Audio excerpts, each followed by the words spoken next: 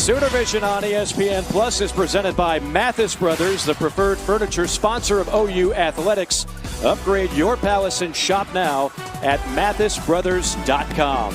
Oklahoma trying to make it 2-0 as they take on a rare MAC opponent in the Golden Flashes of Kent State. With that, we say hello and welcome. Mike Morgan alongside former quarterback Ryan Leaf. And Ryan, a lot of anticipation in the air. Oklahoma, it is a new era. The Venables era has kicked in, and with that, the same level of expectation. Yes, the expectations will be there, but there's a ton of fear with the unknown. That's why Oklahoma went and got a coach who they have a lot of familiarity with. Brent Venables back home here in Norman, Oklahoma. Meanwhile, Kent State, not exactly your typical pushover. This is a Kent State offense that has really put up some staggering numbers under that man, head coach Sean Lewis. They are air raid. They are quick. They are very similar to Oklahoma in a lot of ways. They will pose some challenges for that Oklahoma defense, no doubt. But Ryan, as we turn it back to the Oklahoma side of things, Dylan Gabriel, he was almost a UCLA Bruin. I mean, literally minutes before going to campus in Los Angeles. He's in Norman now, and they're happy to have him. Yeah, they're really happy. You know who's the most happiest? Jeff Levy, offensive coordinator. He's known him since his high school days, have recruited him, got him to get here to Norman, and he's been special early. He knows the offense better than anybody, and he's got that fluid lefty throwing motion that really excites this fan base, and they're having a lot of fun with him as the quarterback so far. He's got a really good target, too, in Marvin Mims, who's one of the most electric wide receivers in the Big 12 Conference this year. The weather is perfect. Brent Venables hopes to remain perfect as the Oklahoma head coach, 1-0 after the victory last season. People wondered, would he ever make that jump from elite coordinator to head coach? It was going to take the perfect situation, and that was right back here in Norman. You're exactly right. To leave Clemson, Dabo Swinney, that had to have been special. Here we go. Kent State wins the toss, will receive, and will take it at the 25 as we say hello for the first time today, Alex Chappell on the sideline. Hey there, Mike and Ryan. Well, it has been an unconventional start to the season for Kent State. Talking with Coach Sean Lewis, he shared as they started their season in Washington. They were in Seattle. Then they decided logistically it made more sense instead of traveling back to Ohio to stay in Tulsa, Oklahoma. They were working out at Union High School. They've been able to take in the sights in the Pacific Northwest and then the history in the Greenwood community in Tulsa. And now they make their way here to take on the Sooners. And surely this will be a day they will never forget.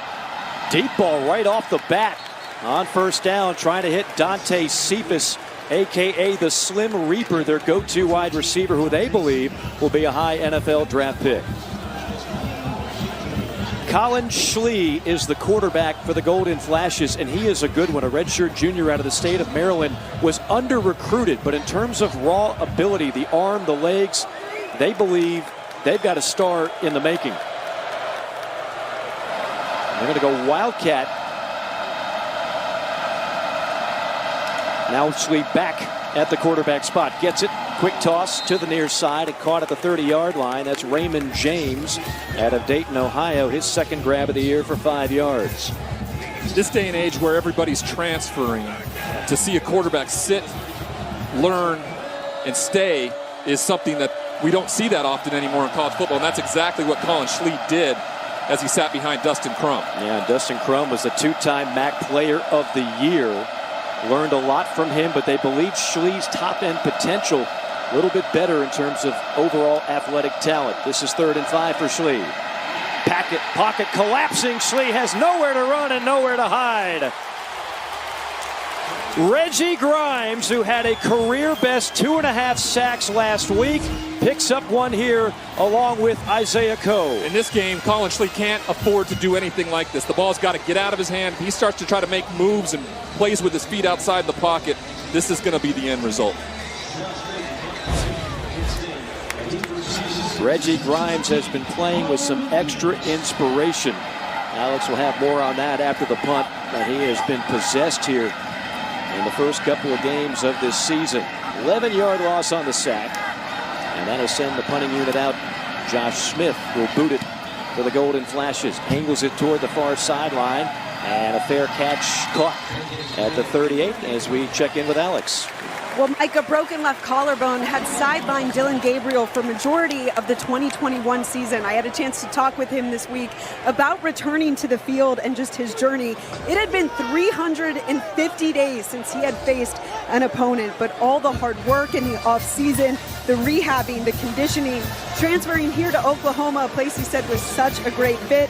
He said it meant the world to him to get his first win in a Sooners uniform, but he also reminded me there's still a lot to accomplish and build on for this offense. He put up some staggering numbers at UCF, 72 career touchdown passes. That was his first introduction to Jeff Lebby, the offensive coordinator. Of course, Oklahoma gets Jeff Lebby from Ole Miss, Ryan, and what a huge get that was. Oh, it was a huge factor when you lose somebody like Lincoln Riley, who is so distinct on offense. To add somebody like Jeff Lebby is what this team needed. It's Eric Gray, the Tennessee transfer, coming off his 6th 100-yard game of his career, the first in an Oklahoma uniform. Little misdirection there, and then simply good job by the defense of getting in front of him and dragging him down. Eric Gray keeps his legs churning for a few to set up a shorter third down, a manageable one. Oklahoma stays tempo, 3rd and 6, 5 in the pattern for Gabriel. All kinds of time. Now rolling out to the right side, looking downfield. Nobody open, and finally gets pummeled at the 40-yard line. Great coverage by the Kent State defense, and the hit provided by Caleb Johns. A wonderful job in the secondary of covering everybody up, and Dylan tries to make something go with his feet, but Caleb Jones is just shot out of a cannon there to get him down on the ground and set up Oklahoma to punt in their first series.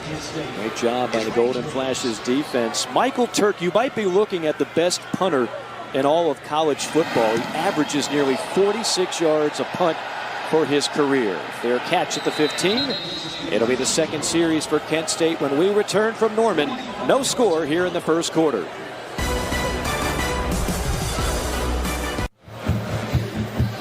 No score here in the early going. Kent State led by head coach Sean Lewis. Who is Sean Lewis? He's a former Wisconsin tight end and a longtime Dino Babers assistant at 2 spots, including Syracuse.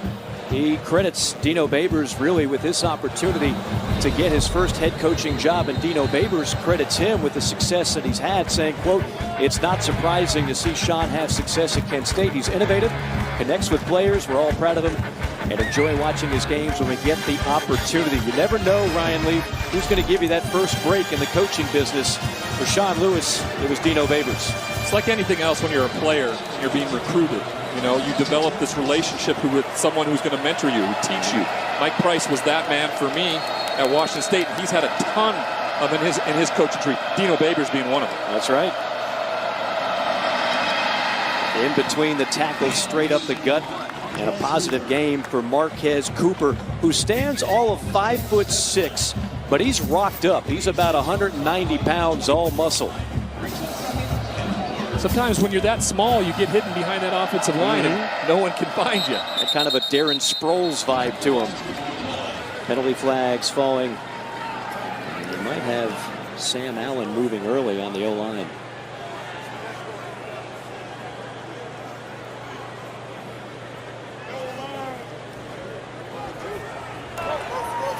Offside, defense, number 88, with contact in the neutral zone.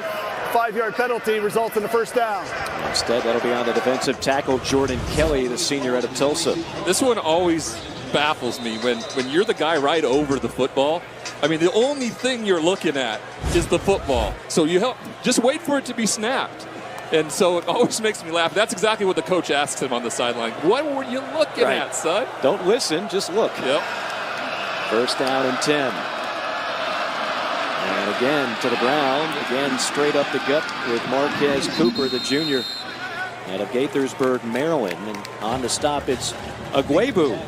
David Agwebu, the senior, who really runs the show on that defense for Oklahoma, number 2.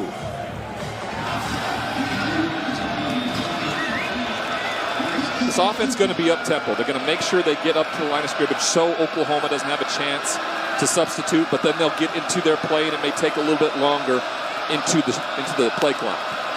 They'll call it 2nd and 6. And again, they will run. A steady dose of number 1 in white, Marquez Cooper. Another thing they like about Cooper is that he can play every down. He can block, he can catch. You don't have to take him out on third down. He's well-conditioned, doesn't get tired, so he'll be used early and often in this ball game. It's a huge factor when you're able to have that consistency. On 3rd and 4, tucking it and running it is Schlee. And Schlee, a great athlete, gets to the sticks and then some. Another stop for Agwebu. Colin Schlee, who was an outstanding baseball player out of high school. Just triple option, really. Reads the end, pulls it, and gets the first down.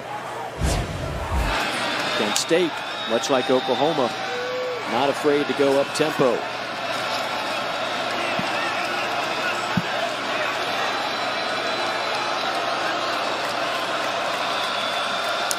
Oklahoma showing blitz, and they will bottle up Cooper this time. That is Danny Stutzman, who had a career-high 9 tackles last week, the sophomore out of Windermere, Florida. They bring the guy off the slot receiver, and there's no one there to block him. He stops the play early, and then Stutzman cleans it up for a loss. They love their linebacking core this year in Norman with Stutzman, Agwebu, and Deshaun White. Pass falls incomplete. Intended for Cooper out of the backfield. So a 3rd down and long for Kent State. For Kent State to have success in this game, they just cannot get behind the sticks, right? They can't be a loss of yards here. What they did in the first few plays of this drive to set up 2nd and manageable. When you're sitting in 3rd and 11, it really allows Brent Venables' defense then to come and do a lot to confuse the young quarterback. Well, Ted Roof's defense subbing in players at the last second there. Out of the gun, Schlee on 3rd and 11. 5-man rush. Schlee going to tuck it and run to the 40. Weaving his way past the 45. Lunges to the 49, and that'll be a first down. Brilliant run by Colin Schlee. Harmon on the stop for OU. Some confusion out of the defensive backfield. Guys were running wide open, but Schlee sees an opening and takes off and picks up a huge first down on 3rd and 11. Oklahoma didn't allow a rush greater than 8 yards last week in the win against UTEP.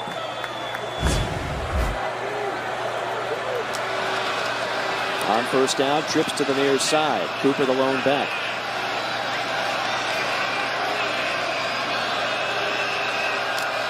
Schlee fakes the handoff, looking deep down the sideline, one-on-one coverage, and unable to reel it in was Cephas. He's their game breaker, but he was shadowed that time by Woody Washington.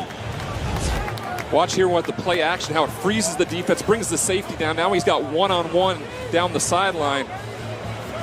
Wonder how his shoulder pad got exposed there, right? Must mean he was getting tugged on a little bit early in that. The officials didn't catch it, got away with something, and sets up a long 2nd down. I'll be curious, Ryan, what you think of Schlee's arm throughout this game. I was impressed last week watching the tape against Washington. Nice second effort, and still dragging bodies is Cooper. Again, not tall, but certainly plenty strong. Well, kind of what we talked about, how small he is, right? He's behind that big offensive line. Watch this. He disappears in the scrum in there, and no one sees where he's at. Where's he at? Boom! Then he explodes through it and gets out on the back end, setting up a manageable 3rd down. Yeah, 3rd down and 4. I already can tell you about Schlee. His arm is... It's legit, right? It's legit. I mean, just effortless, even on that ball that fell incomplete down the sideline. 3rd and 4. Handoff, bottled up behind the line of scrimmage and dragged backwards. Kelvin Gilliam leading the charge. There are about 3 or 4 guys for Oklahoma on a gang tackle. Well, you can't have a mistake like this where you bobble the football, sets off a chain of events that doesn't allow for them to have a lot of success. And of course, Oklahoma is just all over them in the backfield, and they'll get the ball back on offense. Oklahoma's defense already 3 tackles for loss here in this opening quarter. Gilliam, just a redshirt freshman out of Richmond, Virginia. Another punt for Smith. Spiraling kick and a fair catch at the 12-yard line by Marvin Mims. We'll get another look at that Oklahoma offense when we come back from Norman. Great ball! Coach Venables! It's going to be special, okay? And I want everybody in here. Take that.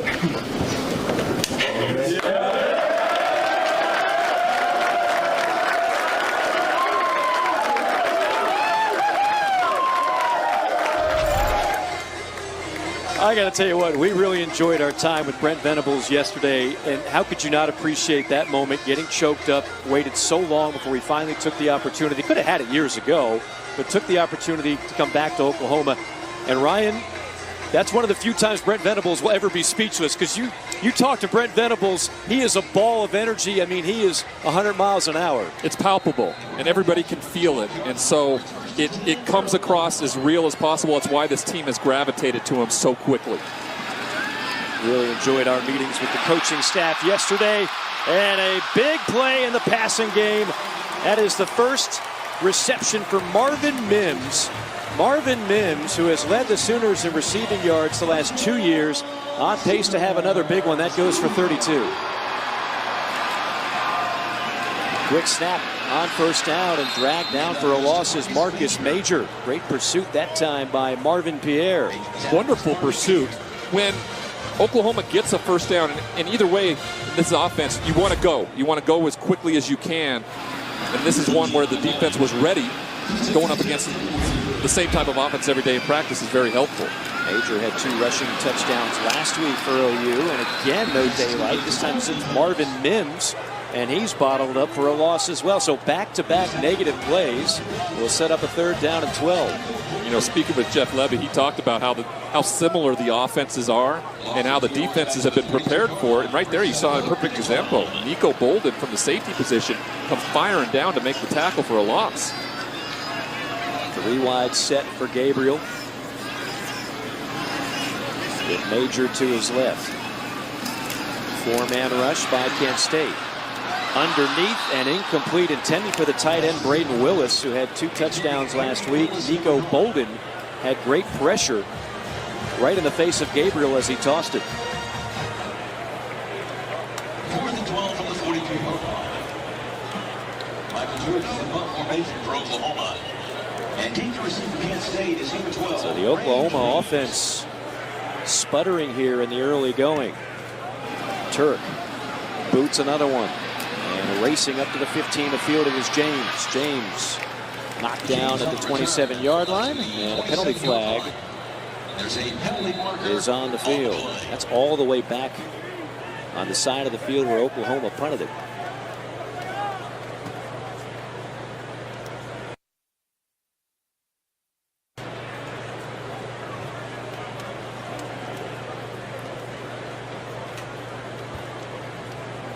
Our referee is Steve Barron.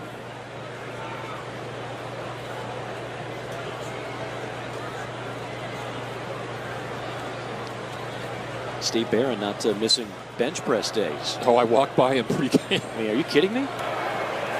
Personal foul, face mask, receiving team, number 41. That penalty will be enforced half the distance of the goal from the end of the kick. First down. That is on Luke Murphy. I asked him if he was wearing a schmedium. He got a chuckle out of that. Yeah, it certainly appears so. Alex Chappell, what do you have? Grimes is playing with extra motivation this season. Talking with Reggie Grimes this week about his grandmother, Barbara, who his family calls Mama. She was diagnosed with breast cancer in April. She held off her chemotherapy treatment last week so she could come to his first game of the season. She got to see him put on a show, 2.5 sacks. He says he was very emotional when he had the chance to talk with her before the game and after the game, but he's beyond thankful to her to be at that first game of the season, and he's thinking of her all the time. Alex, terrific story, and Reggie Grimes is off to a terrific start. 2.5 sacks last week, already in on a sack in this ball game. You can only imagine how heavy the heart is for that young man in his junior season out of the state of Tennessee.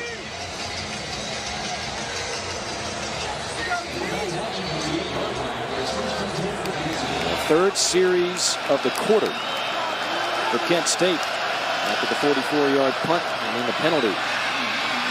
On the run, it's going to be Bradford. First time he's toe to the rock. Brian Bradford, the junior out of St. Louis. Billy Bowman on the stop. Billy Bowman, who they say is just an athletic freak, coming off a career-high 9 tackles last week, number 5 for Oklahoma. Quick snap. And a little jitterbug move straight up the gut for Brian Bradford. Picks up a couple. Jeffrey Johnson, the transfer from Tulane, in on the stop. Defensive front does a good job in the trenches here, just holds on to the offensive linemen before they were all able to rally and make the tackle. Backed up situation, you can't afford to make a mistake here, turn it over, take a big sack. Golden flashes 2 for 4 on 3rd down. Missiles that one over the middle, but stacked up as soon as he caught it. Cephas, Billy Bowman in on another tackle for Oklahoma, and that'll force the punting unit back onto the field. That was one of the biggest things I saw in film last week, was even when UTEP was able to complete passes, these defensive backs were just absolutely all over the wide receivers. There was no yards after the catch. When the ball was caught, they were dragged and got down to the ground. Billy Bowman was a big part of that. Watch for Key Lawrence as well as the other corners making plays too. There's a lot of newcomers on both sides of the ball, including that defense. 60 players on the roster coming into this season, never took a snap for OU. Good looking punt and a fair catch called for at the 34. On the back pedal by Marvin Mims. We'll see if Oklahoma's offense could get it going here in the first quarter. Scoreless ball game here in Norman, Oklahoma. Mike Morgan, Ryan Lee, great to be with you this Saturday evening. Oklahoma's offense has been stymied so far in the early going against Kent State. The offense led by offensive coordinator Jeff Lebby. And what a get that was coming back home. There's Jeff Lebby on the far left, an Oklahoma grad. He came to Oklahoma as an offensive lineman, recruited by Coach Stoops, got hurt right away, had a medical scholarship, and then learned from the likes of Josh Heupel, continued to work his way as an assistant, went to Baylor, part of that Art Riles coaching tree, and was actually at UCF when Dylan Gabriel was there. So then he goes to Ole Miss, does a terrific job with Lane Kiffin's offense with the Rebels, winds up getting recruited again by Brent Venables to Oklahoma, and the first phone call Jeff Lebby makes is to Dylan Gabriel saying, look, I know you're thinking about going to UCLA. How about reuniting here in Norman? And the way the story goes, Ryan, it was about 5 minutes away. If he logs onto that class at UCLA, he can't transfer. They got a hold of him just before that. He wound up changing his mind, and everybody's happy that it worked out that way.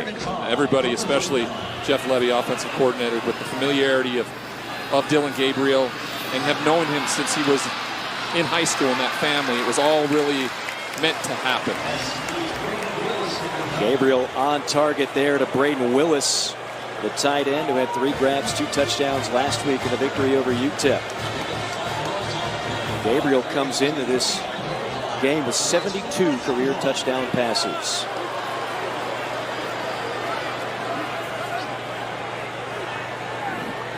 Fourth and 1 on their side of the 50 here. If I know Brent Venables and Jeff Lebby, if they feel like they can't get 1 yard, then this offense is in for a...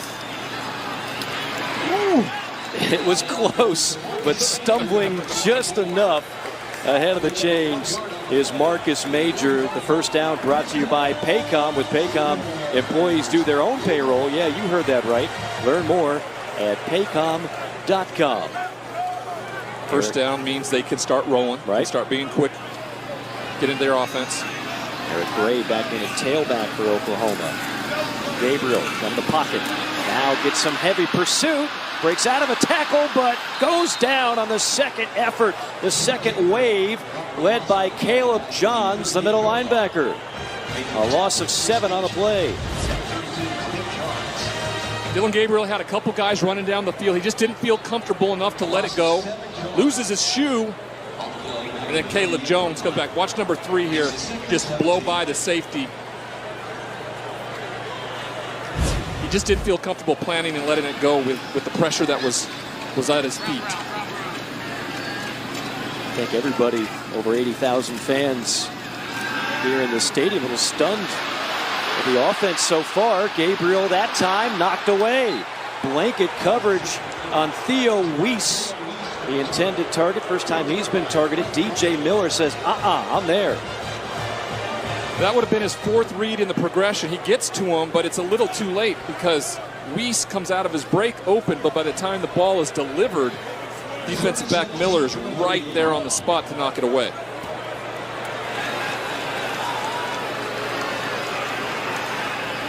Another 3rd and long for Oklahoma. 3rd down and 17.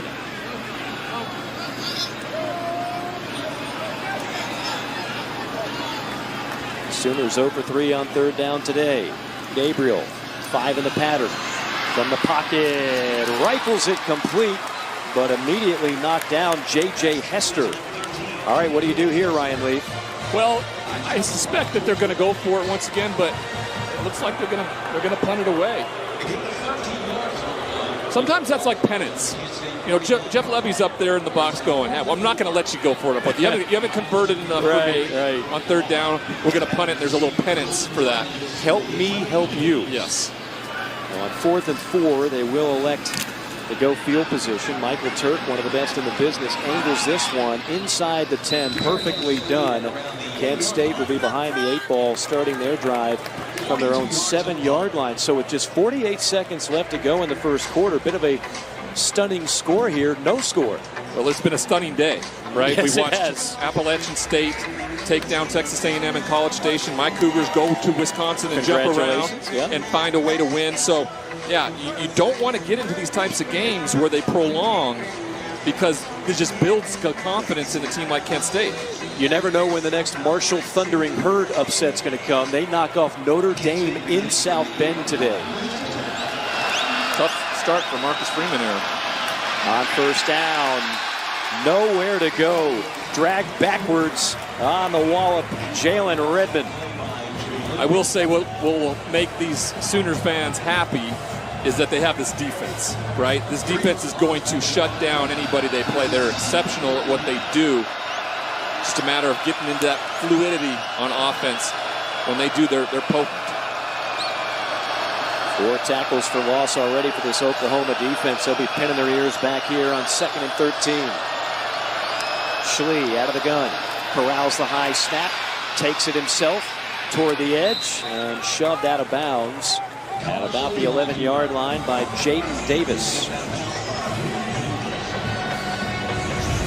Again, just option here. Reads the defensive end, pulls the ball, and then takes off. If the wide receiver would have been able to get the block on Billy Bowman there, it might have been for a bigger play.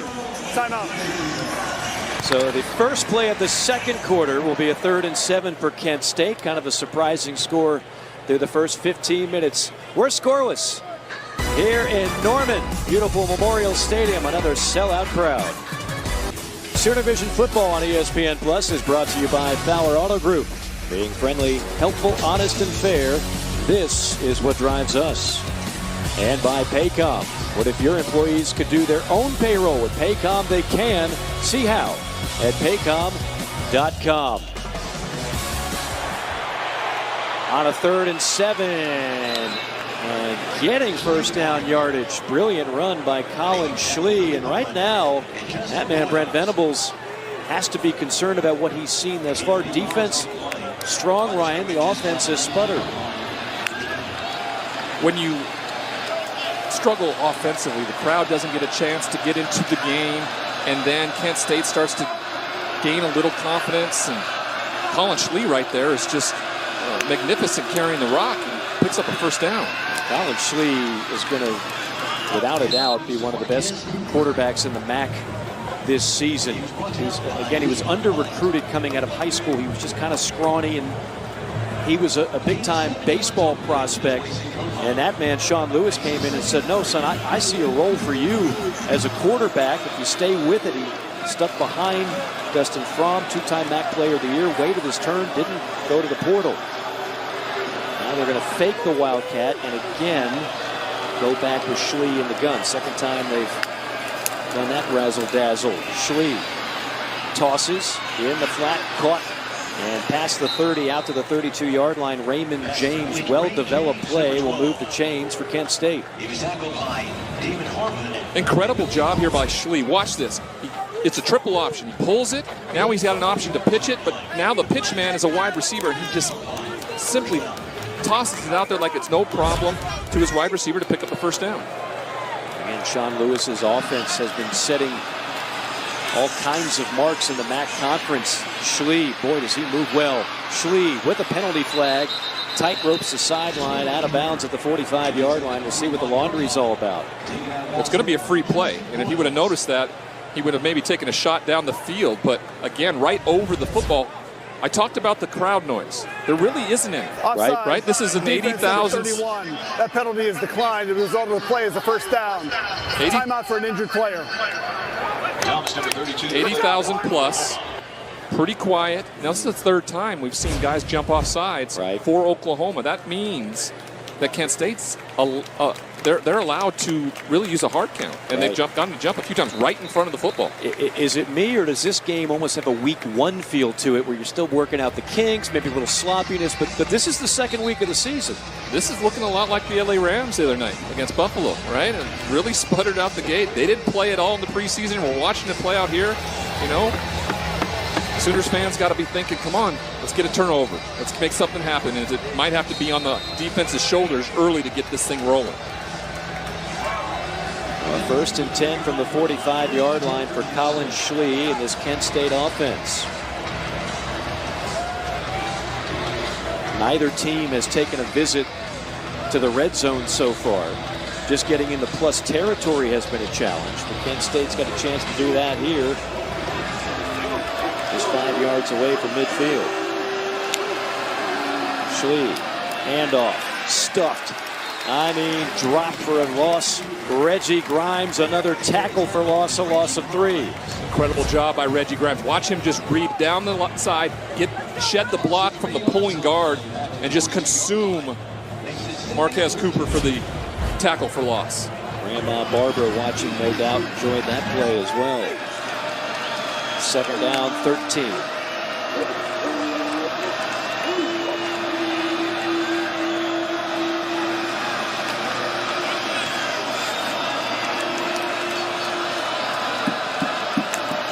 Play clock down to 5. Schlee spins and missiles one over the middle, incomplete. Intended for Floria. Luke Floria, his first target of the day. This is very interesting here. I don't know if this was in the play or not, but if you watch the quarterback there, he pulled like a little 360, little pirouette, and then fires one over the middle. I mean, that's an example of his arm strength, right? I mean, I don't know if you had to fire it in that hard for a short pass like that, but clearly he has the intangibles, and Coach Sean Lewis spoke highly of him pregame with me when I was on the field. A third and 13. Oklahoma dials up the blitz. Schlee, another spin move. Schlee buys time, rifles one. Oh my goodness, on target at the 35. That is an NFL throw. That is arm strength. That is confidence. That is believing also in Marquez Cooper, the running back we talked about, who's an every down player. Watch this. He bails out, gets away with his speed, and rolling to his left, sidearms it perfectly to his running back. That is what Sean Lewis was talking to me about, the throws that he can make from all angles, right? They grow up now watching the likes of the no-look passes. Pat Mahomes. And those types of things. So they emulate it, and they get really good at it at a young age. Trying to set the edge, then cuts it up the hash. Marquez Cooper, Billy Bowman racks up another tackle for Oklahoma. You know, this was an offense. Kent State, there are 130 Division I teams. They were 130th when Sean Lewis took the job over. So they have had a complete transformation on that side of the football. Well, people told him, don't take the job. Flat out. We asked him that. He said, everybody told me don't take the job. They haven't won a conference championship in 50 years. He wasn't listening. He felt like that he could make a difference in young kids' lives and be explosive offensively. Good crease that time behind the right side of the line on 2nd and 4 for Cooper. Woody Washington on the stop for Oklahoma. Wonderful job of being patient here. Watch him be patient. And then when he decides to hit the hole, he puts his foot in the ground, explodes to the second level. Best drive of the day for either team.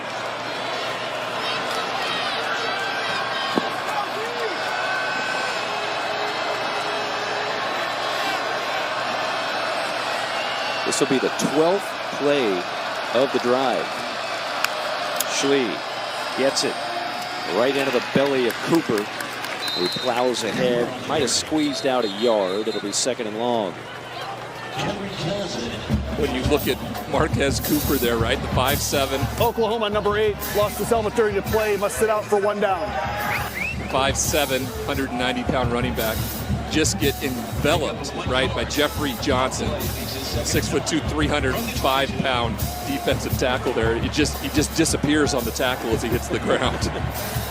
That was Laulu, by the way, who lost his helmet. He'll have to sit out the play here, the defensive end for Oklahoma. 2nd down and 9. Schlee out of the gun.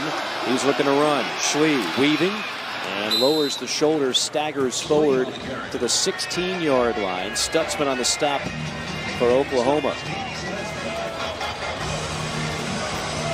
Now, you don't know how many opportunities like this you're going to have if you're Kent State, so while 3 would be nice, you really want to see if you can find pay dirt. Well, we know how these games go. You're not going to win this game by kicking field goals. Right. So that mindset has to be in Sean Lewis's mind when he's making the decision to call this play. So look for it to maybe be in the running game to maybe pick up 1 or 2, knowing you're going to go for it on 4th down. Oklahoma's had 14 plays this whole game. This is the 14th play of the drive. A 3rd and short. Oklahoma smothering defense. A loss. It's Stutzman again. Cooper had nowhere to go, and it'll be 4th and long, and that'll make that decision easy. Didn't really like the outside play call. Now, Oklahoma does a great job of pushing it east and west rather than north and south, and they're able with their speed to run it down, and Stutzman once again makes a big tackle. Andrew Glass is the kicker. This will be from 37 yards on the left hash. Snap and hold are true. Kick is on the way, and it is perfect. So a lengthy drive for Kent State. The Golden Flashes strike first. 3-0 our score. First half from Norman. There's been a lot of stunning scores already today in college football. It's really early, but this one's certainly stunning so far. Kent State out to a 3-0 lead after a 15-play, 72-yard drive. Stunning, too, after the way that Kent State got kind of blown out of the water by the University of Washington last week in Seattle. But I will say this. They talked about the grit that they had late in that game.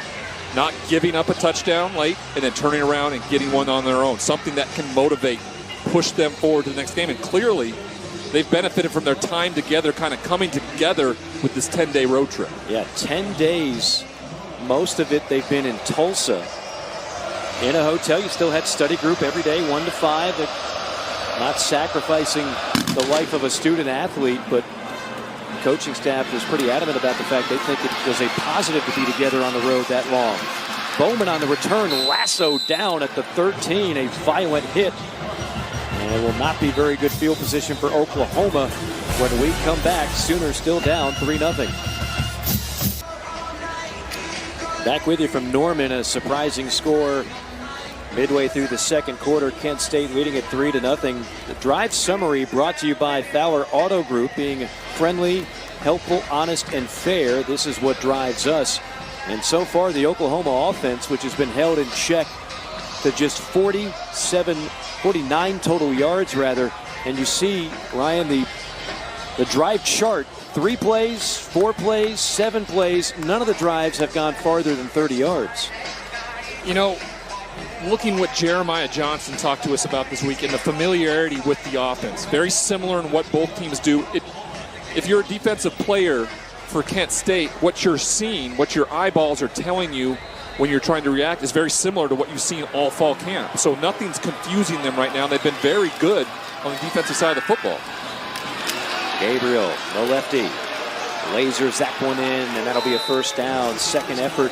That is Daniel Parker. First time we've called his name today, the transfer from Missouri.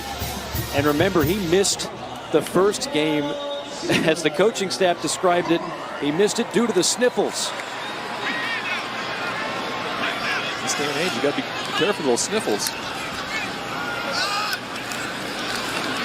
Stuffed on first down that time. Modest gain for Javante Barnes. Defensive coordinator Jeremiah Johnson. He talked to us about what they need to do. Of course, they had to limit the explosive plays, right? And one of the things that I really like to hear from them, keep them in front of them. he even acknowledged that if they're even, it's over. Not even if they're past them. If they're just even, they're leaving, and that's a bad sign. So they're going to keep everything in front of them and try to get them to the ground. Feels like it's about time for a big play for Marvin Mims. Instead, they'll keep it on the ground. Second effort banging his way ahead. Javante Barnes, talented freshman out of Las Vegas, Nevada. They'll gobble up 3. It'll be 3rd down and 4. Impressed with this Kent State defense. How they're staying physical. How they're getting guys on the ground and only allowing short yardage pickups. Gabriel shuffles and rifles one complete at the 37. Second effort, dragging defenders is Daniel Parker all the way to the 40-yard line. First down brought to you by Paycom. With Paycom, employees do their own payroll. You heard it right. Learn more at paycom.com. On first down, Gabriel. Penalty flags on the play, and Gabriel will stagger back to the line of scrimmage. C.J. West was breathing down his neck, and he's down on the ground. Ooh. Yeah. That's all that needs to be said. That's all. It's a collective wince here in the booth.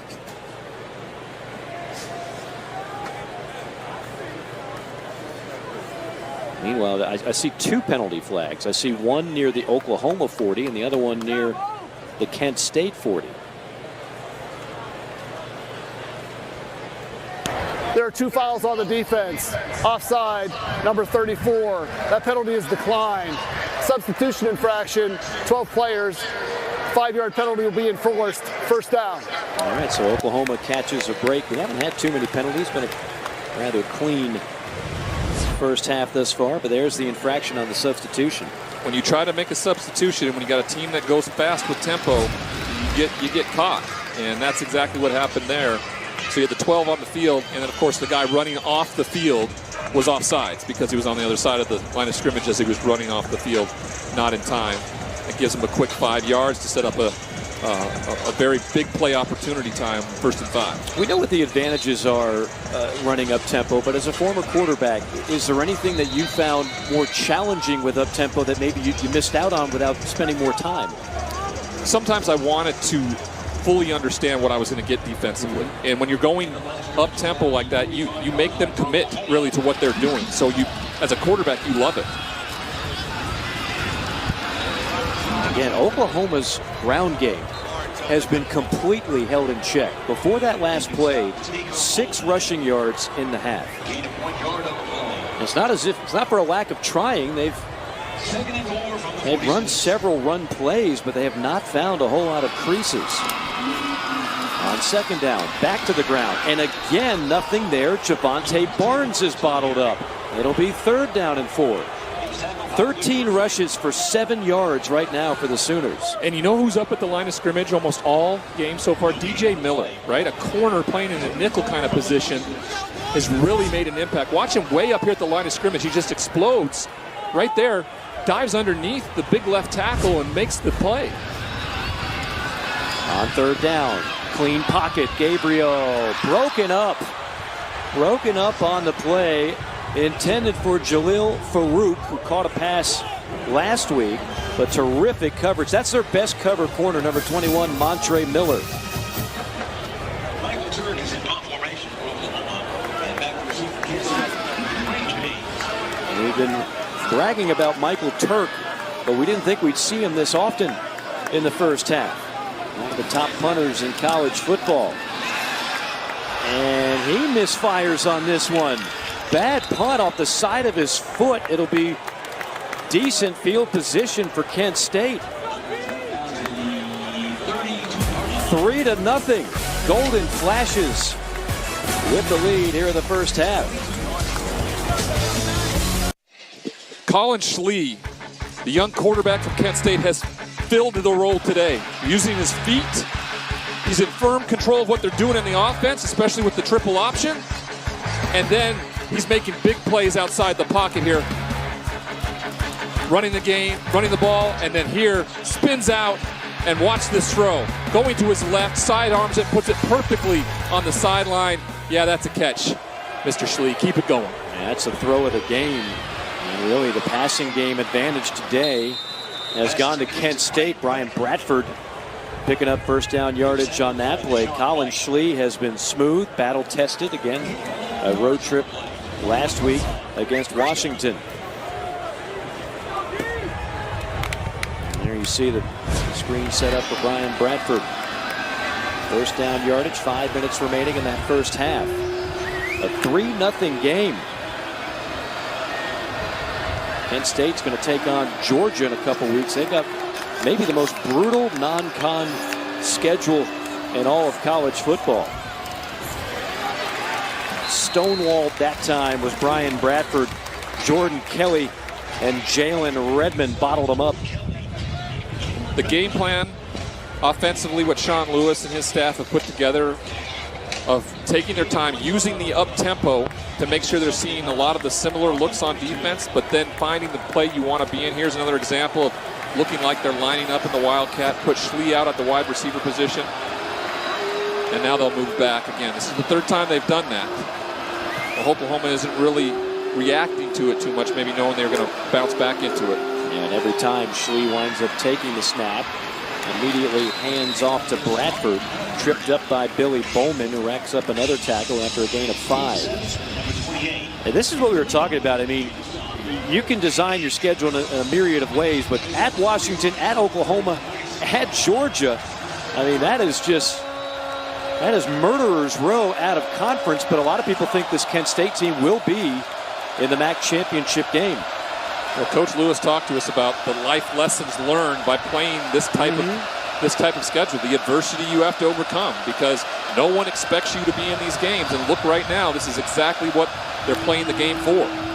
On a 3rd and 5, Schlee on a keeper, wiggling. Schlee makes something out of nothing, breaks another tackle at the 45, and angles out of bounds at the 35-yard line. Holy smokes, Colin Schlee's got some wheels. Watch him here. He almost gets tackled in the backfield and then slides through him, breaks another tackle, makes number 4 miss, and then is off and running. The speed, I think, is surprising a lot of people watching the game, and in particular, this Oklahoma defense. A 17-yard gallop, and Kent State in plus territory. 91-7 is the disparity in rushing yards. That might be the most surprising stat in this game. Almost a gift pick that time. Oh my goodness.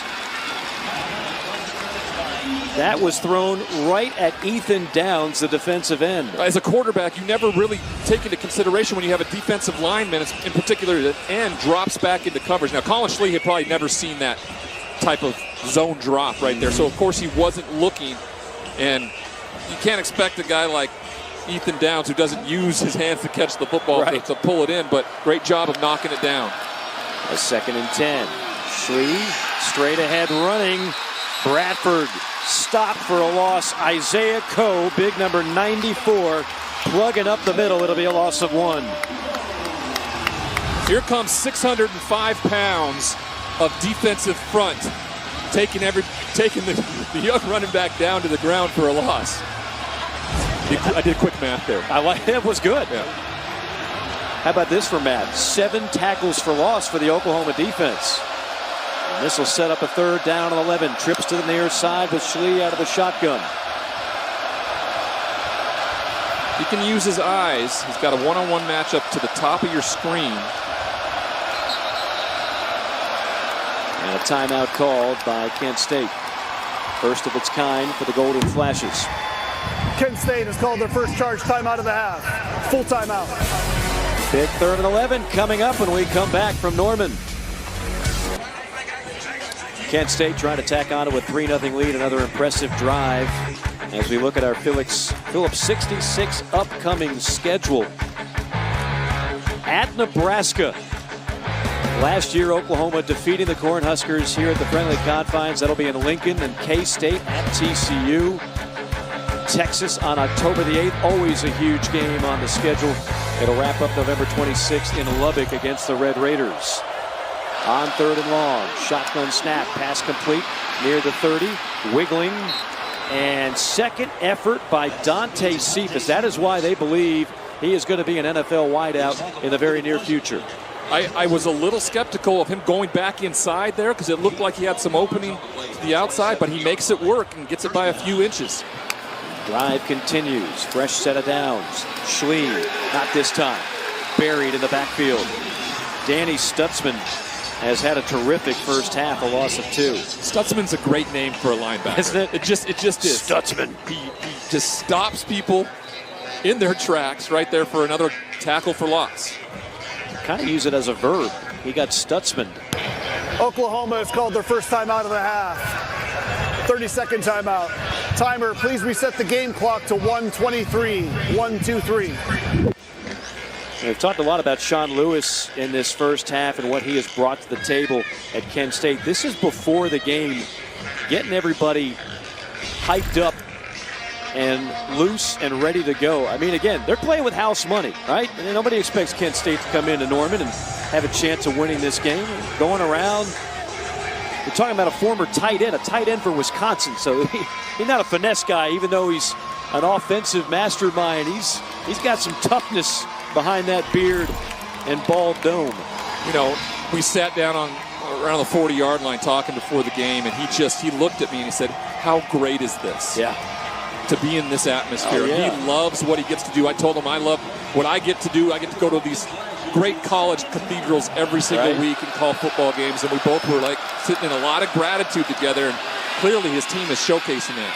His team is playing well, and you're talking about one of the best home field advantages in all of college football, Memorial Stadium.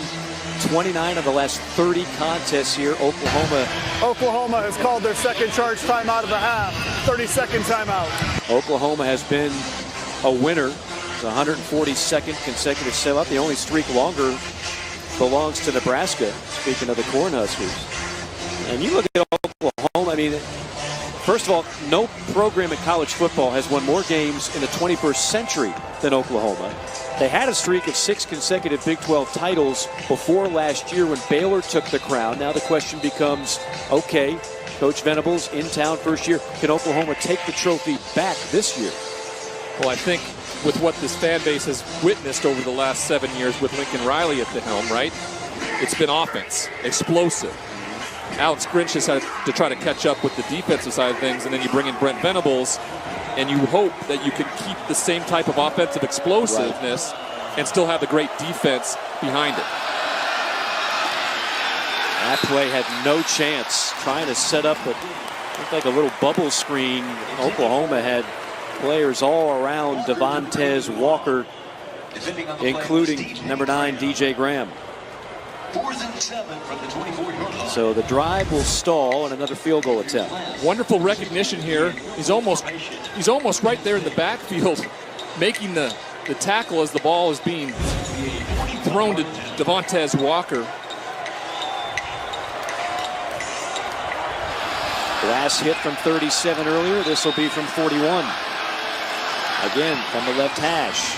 And wide left, not this time. Glass can't convert the second time. The drive will result in 0 points. And Oklahoma will have a minute and change and 2 timeouts to work with.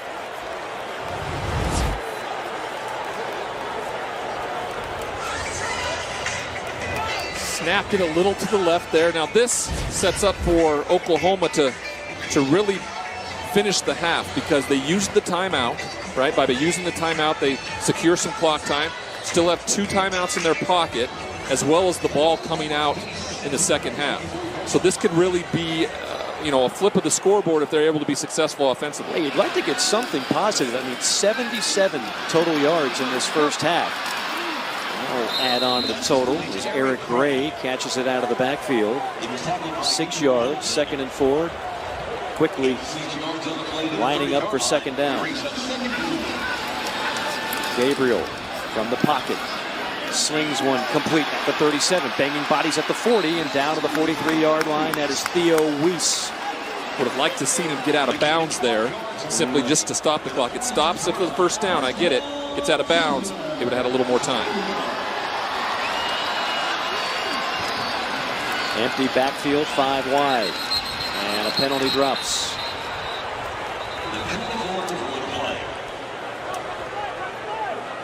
Running back getting out to line up in the spread formation, didn't get set before the snap. Does that drive you crazy as a quarterback? Because this is a frantic mode. You don't have time for penalties right now. Well, if you get out of bounds there on that play too, you don't have to worry about this because you don't have to rush. Start offense. Not all 11 players were set at the snap. Oklahoma has elected to take a timeout to avoid a 10-second runoff. 30-second timeout. That's a double whammy. You have to burn a timeout to preserve the precious seconds that are left. 36 instead of it would have been a 10-second runoff in 26. When you're a young wide receiver and you're going through the 2-minute. That is Oklahoma's third and final timeout of the half.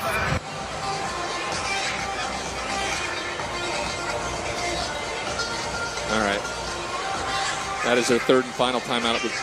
Your screen you were watching to show that there was still 2 timeouts left for Oklahoma. Now they're out of them. Now, not to harp on what could have been there, right? If he gets out of bounds, right, clock stops around 48 seconds. Then they don't have to rush to the line of scrimmage to set up the next play, and instead have a false start penalty, and then ultimately have to burn a timeout instead of taking the 10-second runoff. They've really kind of shot themselves in the foot all first half, and it's something that Jeff Lebby and this team is going to have a come-to-Jesus talk in the locker room so we don't see it showcased in the second half. Yeah, it could be a very spirited conversation at halftime. That ball's right on target at midfield, and that is Marvin Mims, who's been rather quiet, but that's your go-to guy. That's your biggest deep threat and your best overall threat in the passing game. And if you're going to watch Marvin Mims have a defensive back sitting 10, 12 yards back, take that all day. Second and short. Gabriel will do just that. You read that one, Ryan. Marvin Mims with a big cushion. They take advantage. I mean, if you're a corner, you've been so aggressive all game long. Here, Dylan Gabriel just does the same thing. Mims runs out there 10, 12 yards, turns around, steps out of bounds, and stops the clock. 26 seconds left. Gabriel looks left now, going deep down the sideline. Touchdown! Marvin Mims. 36-yard score, and Oklahoma's on the board.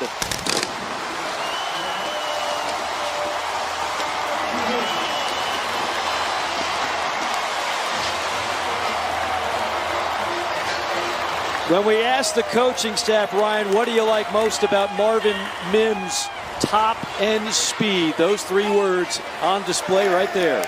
Definitely. And Dylan Gabriel did a tremendous job with his eyes, holding that safety that allowed that top end speed of Mims to find that little gap between the cover 2 corner and the safety. It was one of the quickest drives of the first half for Oklahoma, and certainly the most successful. A 5-play, 76-yard touchdown drive. The extra point hammered home by Zach Schmidt. That 76-yard drive took 52 seconds off the clock. They're explosive, and they know they can score that fast. Just a matter of being able to execute. Watch his eyes. Does a tremendous job. Looks back over the middle, holds that safety, and is able to find that pocket right down the left side. Too late for the defensive back to get over that. JoJo Evans couldn't get there. He was swayed by Gabriel's eyes. Wonderful job by the quarterback, dictating where and when he could throw the football. Sooner Schooner getting some work finally after the score. The drive summary brought to you by Fowler Auto Group. Being friendly, helpful, honest, and fair. This is what drives us. 5 plays, 76 yards. The story on the drive, Dylan Gabriel looked sharp. 5 for 5 and 81 yards. You know, that's the response. When I just talked about you need to roll up and get in front of Mims and not allow him just to run down 12 yards. Well, you do that. They run the play that allows Mims to go straight down the football field. That safety's got to be deeper. And just what Coach talked to us about, when you're even, you're losing. And that's what happened there.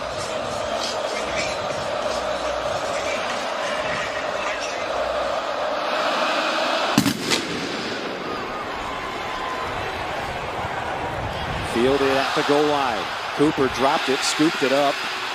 And now reversing field at the 15 and is finally stacked up at the 16-yard line with 10 seconds remaining in half number 1. Drastic shift, right? Brent Venables got to be very pleased with that. And I know His players are going to feel a little bit more warmth as they head to the locker room, knowing they're going to get the ball in the second half. Well, let's remember, it's a new head coach, it's a new coordinator, it's a new quarterback, new wide receivers. They also lost their top tailback, Kennedy Brooks, who ran for over 3,300 yards. So there's a lot of things that are still getting acclimated here in Norman. Yeah, and it's kind of what we talked about in the open, right? The fear of the unknown. You don't quite know what it's going to look like, and you have to be patient and understand they're going to figure it out because all these coaches are exceptionally good. Not a finished product by any means for Coach Levy and this offense, as Kent State will keep it conservative. A good half for the Golden Flashes, a good finish for the Sooners with that 76-yard drive taking all of 52 seconds to get Oklahoma on the board. And a reminder, Oklahoma will get the ball first in the second half. Alex Chappell looking for head coach Brent Venables. Hope to hear from Coach here momentarily before he enters the locker room. The sellout crowd, the 142nd consecutive sellout here at Memorial Stadium. Quiet much of the way, but something to cheer about there late. As we send it down to Alex for our Coach Spotlight with Brent Venables, brought to you by Landers Auto Group, proud partner of Oklahoma Athletics. Alex? Thanks, guys. Well, Coach Venables, what a drive there going into the locker room. The connection between Dylan Gabriel and Marvin Mims. What did you like that you saw as your offense was trying to get its rhythm? Well, we need to do more of what we were just doing there on that 2-minute drill. Now, they did a great job of executing a 2-minute drill to perfection. Great job by the defense holding them and missed the field goal. Sometimes you got to get lucky, whatever it takes. And hopefully we get a little momentum going into here at halftime. On the other side, Colin Schlee having his way a bit, but what can you say about the job your defense has done? Again, we got to clean a lot of stuff up, from getting lined up to tackling, poor tackling. Haven't been very good on third down. Again, we had 2 offside penalties. You got to have more discipline than that. And that's why it's a dogfight right now, tackling and not being disciplined like we need to be on defense. Thanks, Coach. Guys. Alex, appreciate you much. Should be a spirited conversation at the half. Our halftime score, 7-3, Oklahoma in the lead. Welcome back. You are watching Sooner Vision on ESPN Plus, and the Sooners lead Kent State 7-3. I am joined now by Oklahoma President Joe Harris. And sir, thank you so much for taking the time to meet with us right now and join us down here on the field. What an exciting time. Football is back. The Brent Venables era is underway. Yeah. What was it about him that made him the right fit for the head coach of Oklahoma? Yeah, he's an extraordinary pick. He'd been here before, as we all know, and he took off, did amazing things where he was. And whenever we flew out to go find our next coach, we were having the conversation with he and his family, and I just jumped up and said, "You're the guy. We want to hire you. Will you accept the job?" He personifies all the things we want. Excellence, but excellence the right way. And so we couldn't be more proud to start the Venables era at the University of Oklahoma. And so going into halftime now, the Sooners take the lead. This has been a tough place for opponents to play. You all have the best winning percentage among all Power 5 schools. How would you describe the atmosphere here? Yeah, electric. I mean, it's family and it's electric in 2 words. Every game here is exciting. Every game matters. And when the family's all together, we can't be stopped. And then for the fans not here today, but watching at home on Sooner Vision, a lot of exciting things happening here at the university. Just what can you tell the fans and what's coming up for Oklahoma? Yeah, it's a stunning time at the University of Oklahoma. You see what's happening on the field, but the last 2 years we've had record enrollments. 25% of the students here are the first in the history of their family to go to college. Record research, record giving from our alumni. There are really important, life-changing things happening here, from the health sciences here to the Norman campus. It really is a wonderful time to be a Sooner. Oh, President Harris, thank you so much for your time. Enjoy the rest of the game. Thank you. Appreciate you having me. Well, still a lot more to come on Sooner Vision on ESPN Plus. Mike and Ryan will see you back on the other side of the break. Sooner Vision on ESPN Plus is presented by Mathis Brothers, the preferred furniture sponsor of OU Athletics. Upgrade your palace and shop now at mathisbrothers.com. Alongside Ryan Leaf, Mike Morgan back with you. Beautiful Memorial Stadium on a Saturday night in Norman. 142nd consecutive sellout, over 80,000 strong in attendance. Rather quiet first half for both offenses. Let's have some fun here in the second half. Maybe some fireworks. Oklahoma will get it first. The Sooners held in check until that final drive of the half, in which Dylan Gabriel was a perfect 5 for 5. Mims catching the touchdown pass from 36 yards out. Kent State predicted to be in the MAC championship game, trying to pick up where they left off. Oklahoma looking for a big play on special teams, getting to the boundary, out of bounds past the 30 is Billy Bowman, and he used some of his electricity to get to the 32-yard line as we check in with Alex. Hey, Mike, we had a chance to catch up with Coach Lewis about Kent State. He says he likes what he sees from his defense. He says they've done a great job with limiting the explosive plays, and they're winning on third down. On the other side, really pleased with Colin Schlee's leadership. He says he's controlling the pace of play. He loves the decision-making, but now they've just got to finish. At third down, Kent State was 6 for 11. Oklahoma 1 for 6 on third down. On first down, it's a missile complete to Marvin Mims.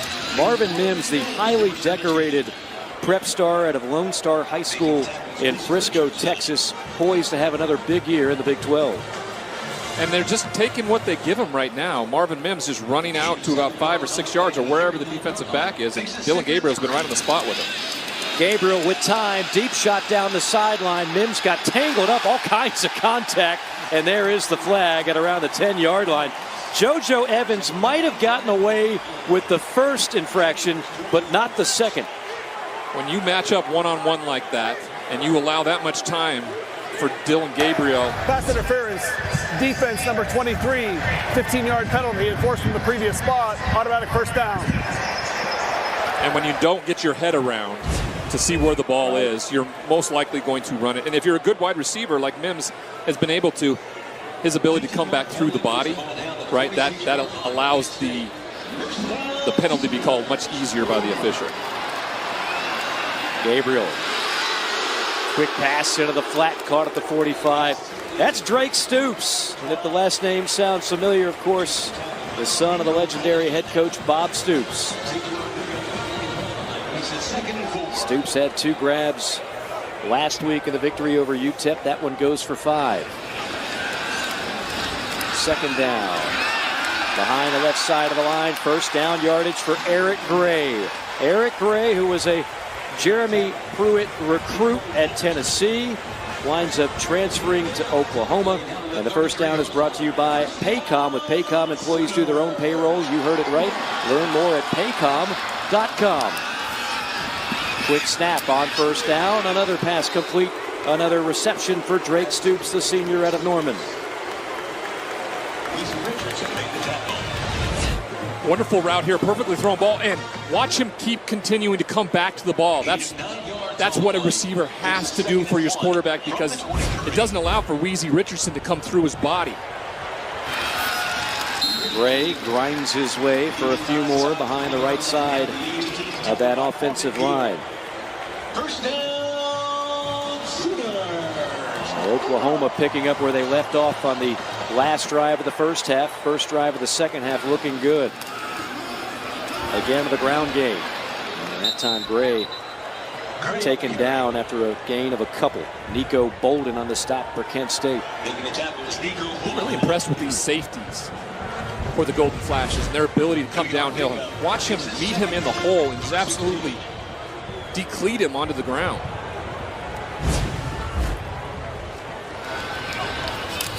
Second and 8.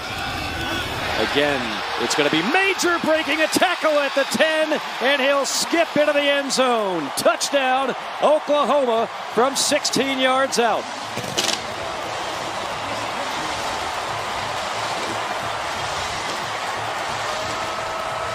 What a move to go lateral. Make a guy miss and then jaunt into the end zone.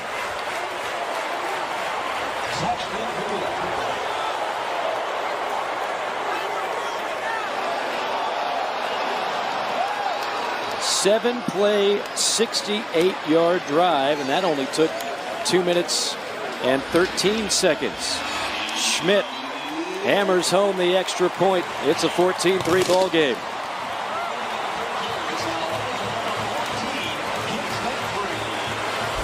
Marcus Major, the junior, makes a guy miss and then just jaunts into the end zone to put him up 14-3.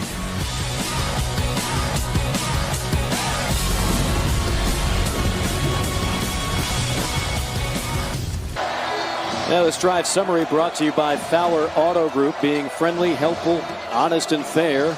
This is what drives us. How about the last two drives? After zero success for much of the first half, a 5-play, 76-yard drive, a 7-play, 68-yard touchdown drive, back to back. The Oklahoma offense has gotten its wake-up call.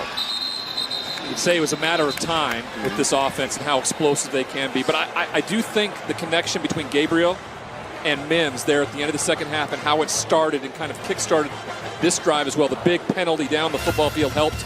But this team looks like it has found a little bit of a rhythm on offense.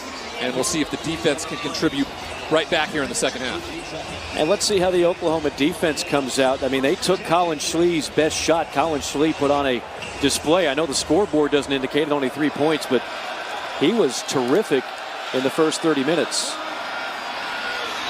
Losing his footing is Marquez Cooper, their top running back. Marquez Cooper, the junior, out of the state of Maryland, squeezes out a couple yards. It'll be 2nd and 8.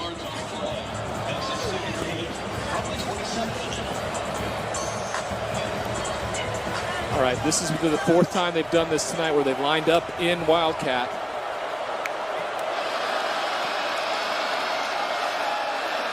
And they're actually going to go through with it this time or not? What's behind door number 3? Not. High snap to Schlee. Keeps it. Looking to run. Now throws late and hits his target at the 38. Penalty flag flies. Down to the 44 is Raymond James. If it stands, it's a first down and a gain of 15. Yeah, it's going to be offensive linemen downfield. Waiting that long to get rid of the ball. Some of those guys can start just grazing a little bit down the football field. Ineligible receiver downfield. Offense number 65. 5-yard penalty enforced from the previous spot. 2nd down. Well, you used to be able to get away with that a lot more in college football until enough defensive coordinators said, no, call this. Well, I think when you run in an RPO and when the game changed to that, defensive coordinators had to have that put in place. Right. Otherwise, they just would be at such a indefensible, such a disadvantage. Yeah. 2nd and 13 as they're backed up after the penalty to the 22-yard line. Man in motion is James. Fake the handoff. Throw over the middle. Complete. At the 35-yard line, Devontae Walker. Ball comes out late. And Oklahoma's got it. Fumble recovery by Billy Bowman, the sophomore from Denton, Texas, who is quickly becoming one of the best safeties in this league. Not only has he been a great cover guy, but this is a perfect example of when the ball is thrown, rallying, and when a guy is under the control of one of your teammates, just ripping it out. And that's exactly what happened here, and he gets the recoveries. Perfect example, good job of holding the football, putting it right on the money. But watch Billy Bowman make the tackle. As soon as he knows he isn't going anywhere, he just rips it from the arms of the receiver and recovers it himself. Just pick the pocket right there. You hold up the receiver long enough, strip it away. Oklahoma, let's see if they go for the kill shot on first down. Nothing open downfield. Little swing pass to Major. And Major accelerates down the sideline to the 22-yard line of first down. How about the day for Bowman? 10 tackles now to go along with that forced fumble. He's been a force all game from his safety position. Had 9 tackles a week ago. Gabriel tries to thread the needle that time to his tight end, Braden Willis. They haven't been able to hit the tight ends. Willis and Parker have been pretty much held in check so far in this first half. It's basically been the Marvin Mims show in the passing game. Hand off, right side, big hole, past the 15, and popped and dropped at the 11-yard line is Marcus Major, a gain of 12.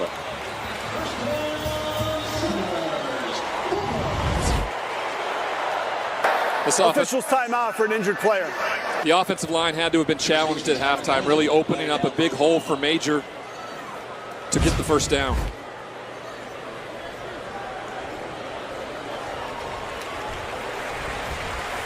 That is Tyler Guyton, who actually started last week. 6'7", 320-pound sophomore, a transfer from TCU. Their best prospect on the line is the left tackle Anton Harrison, number 71. He kind of was a little gimpy there coming back to the huddle as well. It's rare when you get asked to get at your left guard as well as your left tackle to pull in those situations, right? You know they're able to run and do. When they got out on the run there, they got chopped up a little bit. See how they respond. Under 11 minutes to go, third quarter. Gabriel, shake and bake. Nifty move, but not much there. Stumbles down to the 11-yard line. No gain on the play. Oklahoma, number 71, lost his helmet during the play. He must go out for one down. And that is the aforementioned Anton Harrison. Little zone read here. Keeps the ball, tries to make a guy miss. He certainly does that, but quickly on top of him is Pierre and Johns. It's a 27th career start for Gabriel. And there's that one in the flat to Mims. Gabriel at UCF, 72 career touchdown passes. That's the third highest total of any active quarterback this year in college football. Another quarterback from the state of Hawaii, which has become quite a feeder for top-rated quarterbacks out of the prep ranks here of late. Gabriel cocks and fires, complete at the 10. And shoved out of bounds inside the 5. That's Theo Weiss. Weiss, five-star receiver out of high school out of Allen, Texas, but he missed almost all of last year with a foot injury. Fourth down. They're going, Ryan. They jump off sides.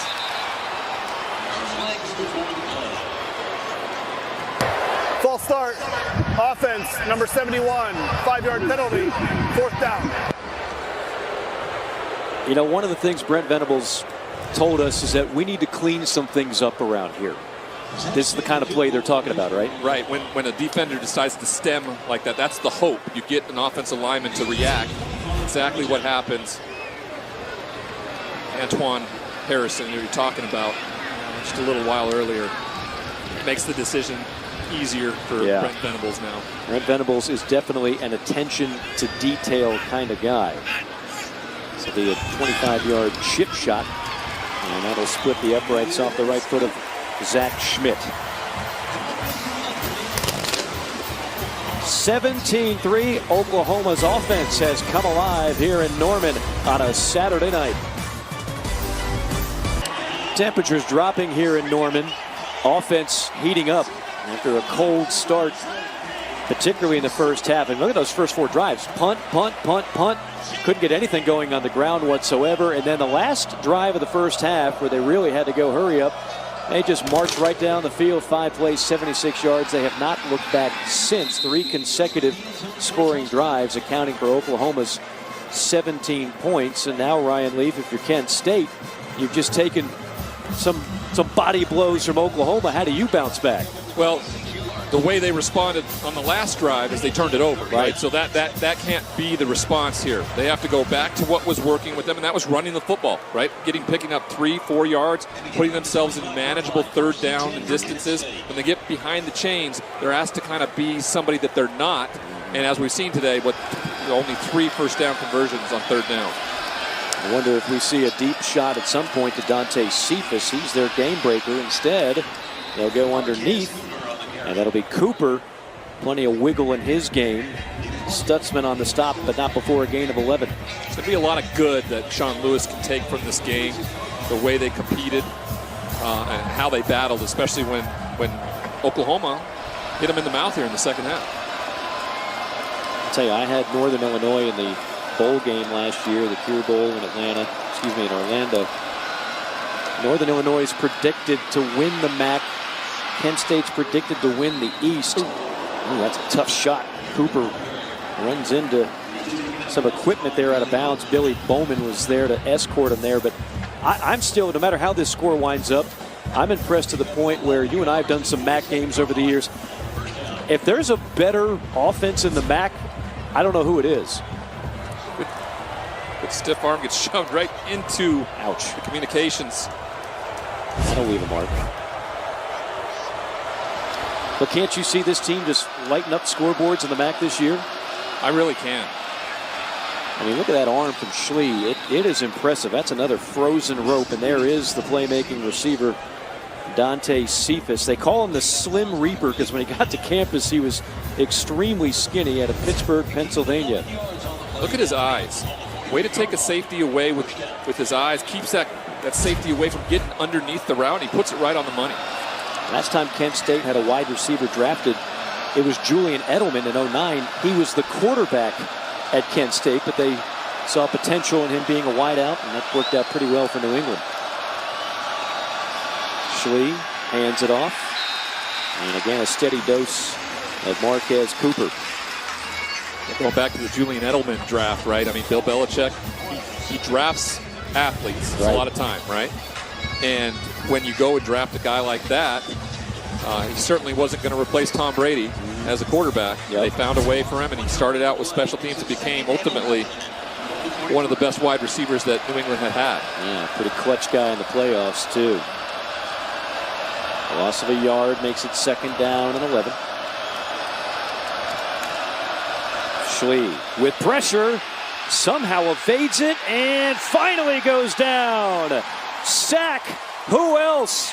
Danny Stutzman, who has been terrific through the first 2 games of the season. They bring a blitz, and he's able to step away from it, but Stutzman, who was stopped at the line of scrimmage, just follows him down and rips him to the ground. Sophomore out of Windermere, Florida, 6'4", 240, Danny Stutzman. Kent State's been good on 3rd down, 6 for 11, but this will be a tall task, 3rd and 16. It's the loudest we've heard the crowd all night. I know, they've come alive here in the second half, and that might have caused an issue as the play clock hits 0. Game. Offense, 5-yard penalty, 3rd down. They have won 92% of their games at this stadium since 1999. That's the start of the Bob Stoops era, and that's the start of Oklahoma's dominance.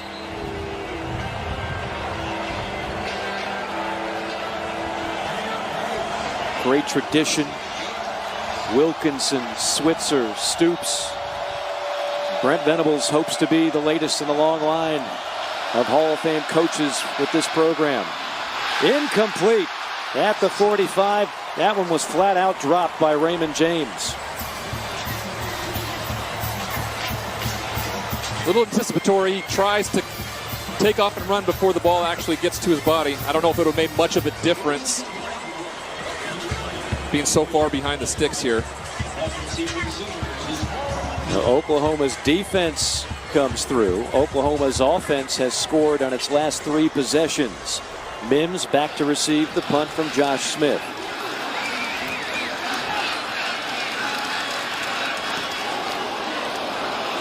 Rugby style, fielded at the 14 on a fair catch. There's a penalty flag all the way back at the 40. There's a penalty marker down.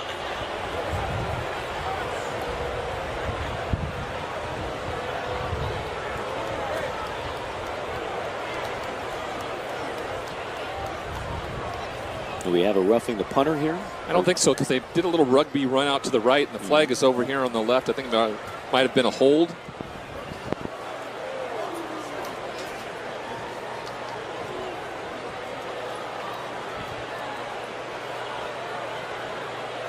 Our 2 tickets to the gun show referee will alert us of the call here in just a moment. Equipment violation on the offense. There were 2 number 31s on the play. That 5-yard penalty will be added at the end of the kick.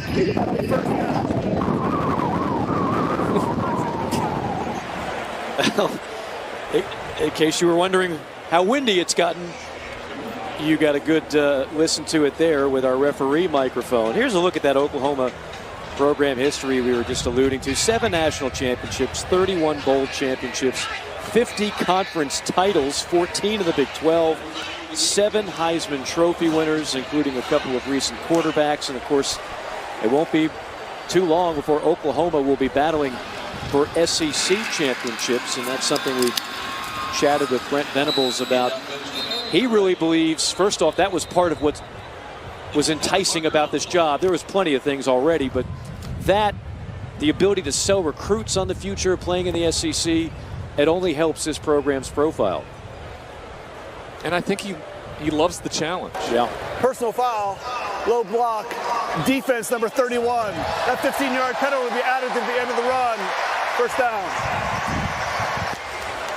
Yeah, and let's look.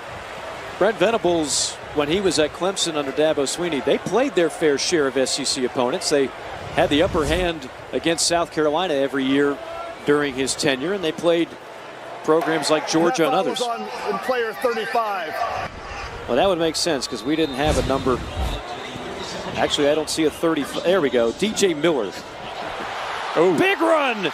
Cut back at the 45. It's a foot race for Eric Gray. And finally lassoed down at the 20 by Nico Bolden. Tackling in space is a huge part of this game. And when you get one-on-one situations like this, you have to get them on the ground. Watch him make and miss where he plants his foot in the ground and just goes. And then it's a foot race. The former Tennessee Volunteer Eric Gray with the biggest run of the game for the Sooners tonight. 44 yards on that scoop. You know, I kind of talked about it a little bit that Jeff Lebby probably challenged this offensive line in terms of, you know, imposing their will, and they have to come out here in the third quarter. On second down, a little short toss by Gabriel. Shake and bake, Stoops, dives, touchdown! What a play!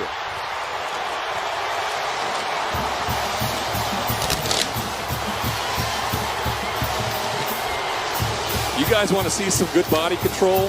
Wait till you see what Drake Stoops does as he balances along the sideline here, making a guy miss to get into the end zone.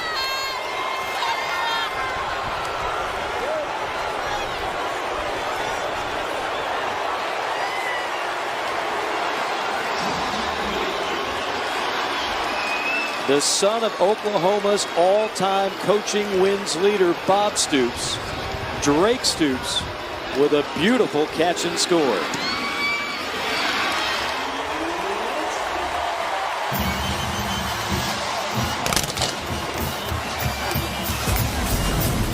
Drake Stoops. Watch him make 2 guys miss and then absolutely with one shoe tiptoe his way down the sideline to get into the end zone. Sooners up 21-3. 24-3 our score. Oh, how this game has changed in a big, big way. Oklahoma's offense sputtering much of the first half. They have scored on every drive since. Drive summary brought to you by Fowler Auto Group. Being friendly, helpful, honest, and fair. This is what drives us. A 4-play, 80-yard touchdown drive. Capped off by Drake Stoops, his first touchdown of the season. Key for Oklahoma in all these drives, no third downs. They haven't needed third down. That was the problem spot for Oklahoma in the first half, was converting on third down, but pretty much a moot point when you're able to move the chains on first and second. Yeah, they've been incredibly good on first down in the second half. That allows for Dylan Gabriel to do some of the things there where he boots out there and pretty much just hands the ball to Drake Stoops, who does the rest and gets into the end zone. I think I know what the problem was. They were waiting for nightfall. The team played better when it got dark out. The crowd got louder. Everything seems better here in Norman once the sun dissipated. Good pass play, Schlee hitting the tight end, Chris Leach, his first grab into plus territory. Incredible play design here by Sean Lewis. He fakes the handoff and allows the fullback to get out to the flat, and then no one was there to pick him up in man coverage, and away he went.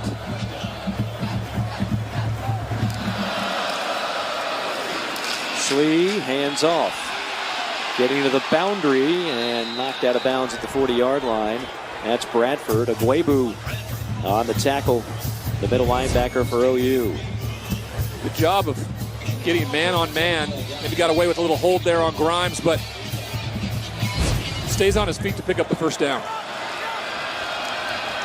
Pump fake, scrambling, somehow gets out of incredible danger and then pushes ahead for 9 yards. Josh Ellison on the stop, but what a play by Colin Schlee. Incredibly impressive. Just the fact that he was able to get out of some of these tackles and pick up 9 yards. Stutzman, who's been all over the place, he makes him miss. And back to the ground game. Good open field tackle. Bradford looked like he had an angle. Instead, it was Justin Broyles, the free safety, putting them down to the turf. Good response drive here by Kent State. Let's see how they can punctuate it. A touchdown would go a long ways for their confidence. Trips to the left side for Schlee. Schlee, 9 of 16, 104 yards thus far. Gets the snap. And a straight ahead run by Bradford. Stutzman.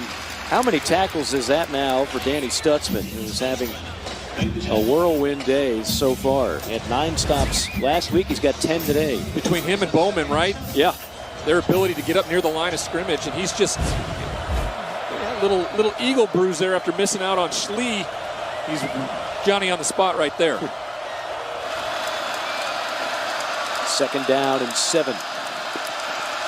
High snap, handoff between the tackles, banging bodies, and brought down to the 21 is Cooper. Who else? Stutzman will at least get an assist on that tackle. Jeffrey Johnson might have also been in on the stop for Oklahoma. All right, we got 3rd and manageable, right where Kent State would like to be. They have the full disposal of their play calling here, because most likely they'll go for it on 4th down if they don't pick it up. 1-on-1 at the top of your screen here. Cooper, the lone back.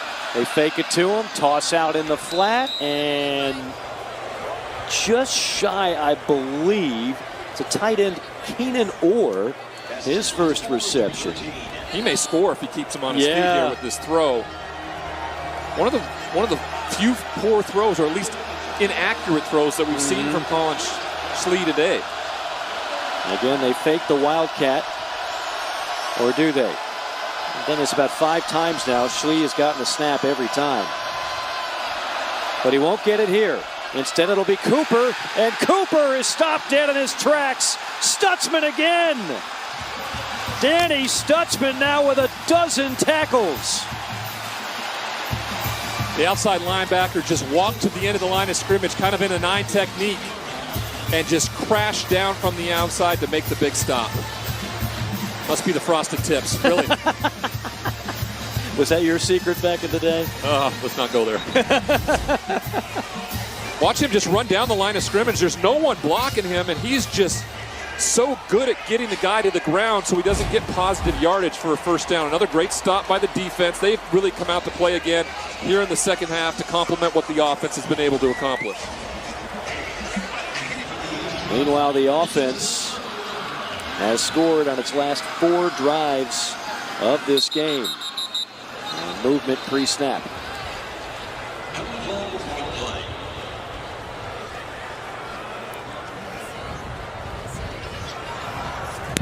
Full start.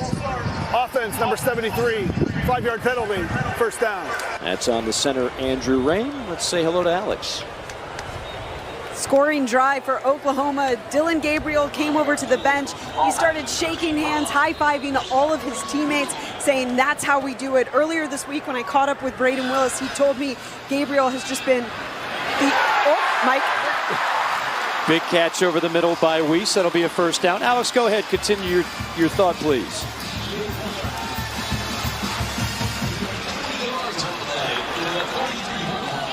Well, we'll keep going here. 21 yards. They're going to go up tempo. It's tough to get in many reports as fast as this offense is working right now. Speaking of fast, Marcus Major was fast on that run. 9 yards. Now we've got a chance to catch our breath and say hello to Alex. Thanks, guys. Yeah, well, so Dylan Gabriel, according to Braden Willis, he says, has just been the ultimate teammate right from the start. When he came on the campus, Mike. Another deep ball caught by Mims. Touchdown, Oklahoma. 58 yards.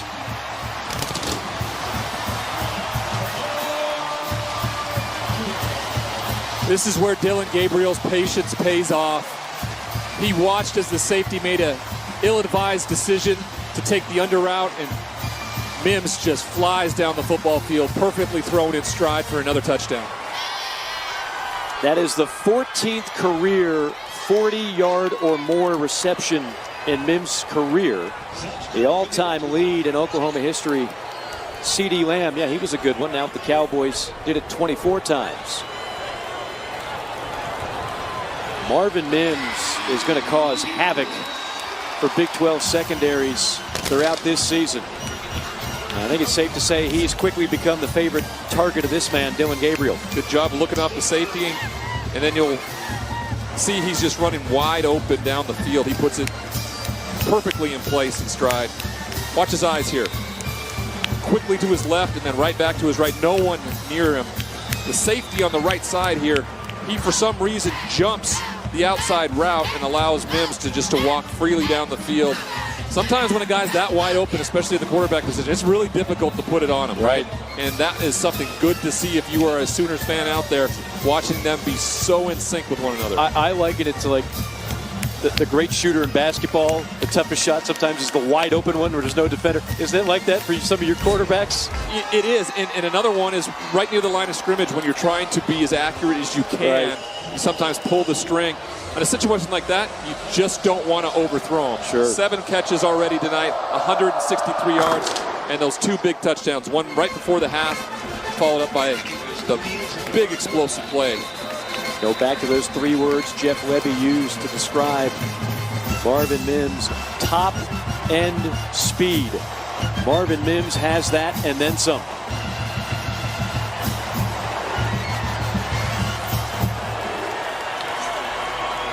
Talking with a few quarterback guys that I talked to during the week, saying I was going to get a chance to see Dylan Gabriel this week, and their big question was, we haven't got to see much of him, especially on this high level. Let us know what you think. I think that he's incredibly knowledgeable. He's silky smooth in his delivery, and sometimes lefties really look labored when they're throwing the football, and he's been incredibly accurate tonight. Schlee delivers a strike at the 40. Weaving his way near midfield is Dante Cephas, go-to target for Colin Schlee. So both primary wide receivers getting involved heavily. The ability to run the football is huge, and when you're running this run-pass option, it just pulls those safeties and those linebackers down and gives you much more cleaner throwing lanes. Pocket collapses, and so too does Colin Schlee.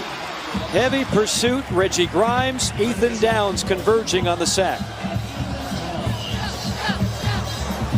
11 total tackles for loss now for the Oklahoma defense. Yeah, they've been living behind the line of scrimmage of Kent State tonight.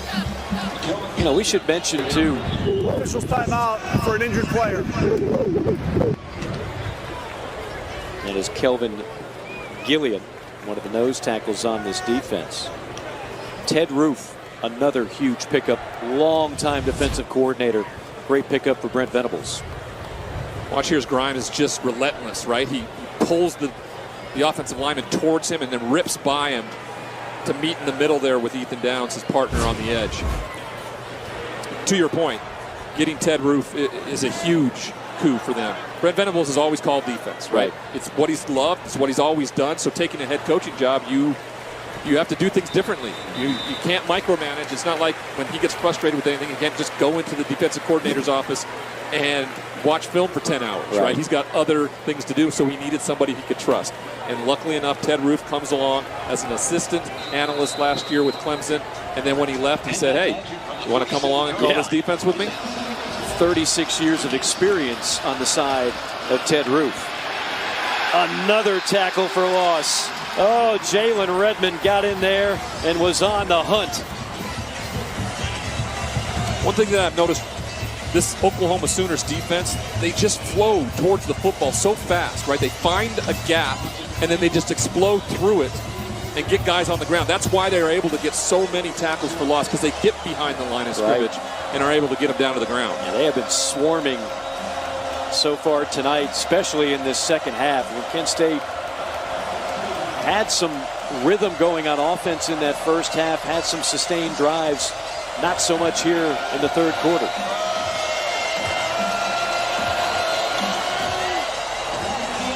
And that's going to be the end of quarter number 3. End of the third quarter.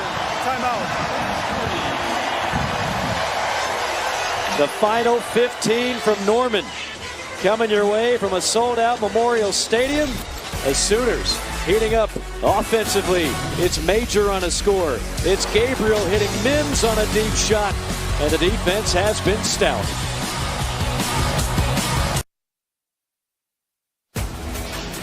Sooner Vision football on ESPN Plus is brought to you by Air Comfort Solutions, your total home solution for plumbing, heating, air conditioning, and electrical. Make the winning call today. Oklahoma made several winning calls in that third quarter. A 24-0 domination. Sooners have scored 31 unanswered points. And what was a ball game early is starting to get away from Kent State. This is a Golden Flashes program with a lot of history. Coaches like Don James and Lou Holtz. Bob Stoops got his start at Kent State. One season there, yeah. Players like Jack Lambert, mentioned Julian Edelman, James Harrison. And again, they're celebrating their 50th anniversary of their MAC championship. Nick Saban was in the secondary for that squad. Mims from the 11. Look out. Mims, 30. Mims turns the corner and turns on the Jets before being shoved out of bounds by the kicker.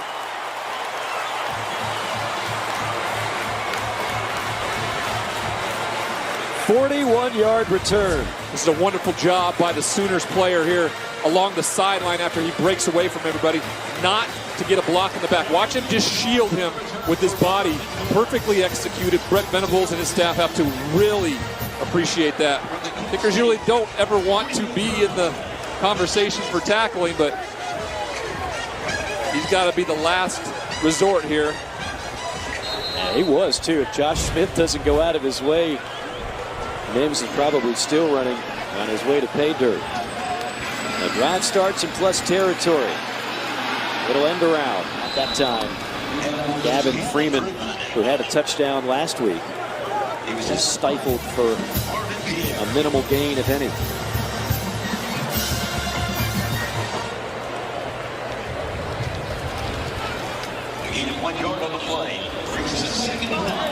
Freeman empties the backfield. On second down, we'll call it 9. 3-man rush. Over the middle and a drop. Braid and Willis, who had a big game a week ago with 2 touchdowns, would love to have that one back.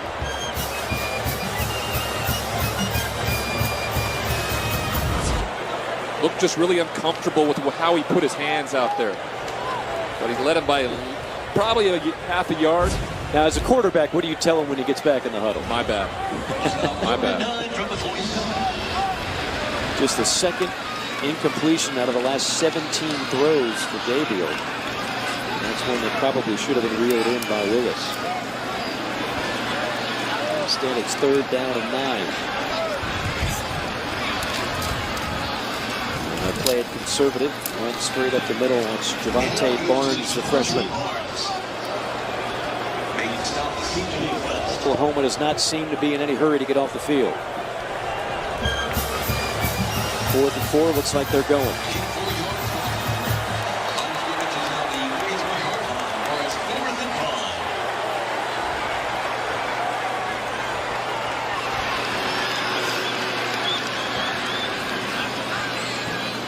making it look like a cover 2 shell here down at the bottom of your screen. If that's where I want to go with the ball, then Jaden Gibson might be a guy to pitch up about 15 yards at the bottom of your screen. Meanwhile, the play clock hits 0. Delay of game, offense, 5-yard penalty, 4th down. I don't know, do they have any intention of snapping at it, or were they just trying to draw him off sides? I think they were just trying to draw him off sides. I was too busy trying to figure out what I would like to do in that moment, you know? I liked your play. I was waiting. I was looking at the bottom of the screen there, waiting for the play.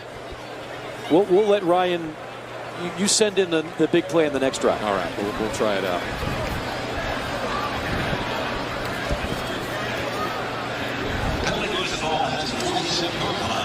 Michael Turk, I mentioned the 45.9 career average. The NCAA record is 46.3. Todd Sauerbruch for him, West Virginia. He had a cannon of a load. This one will make a bounce and roll at about the 12-yard line. That's where Kent State will take over. We have a flag back at the 45-yard line.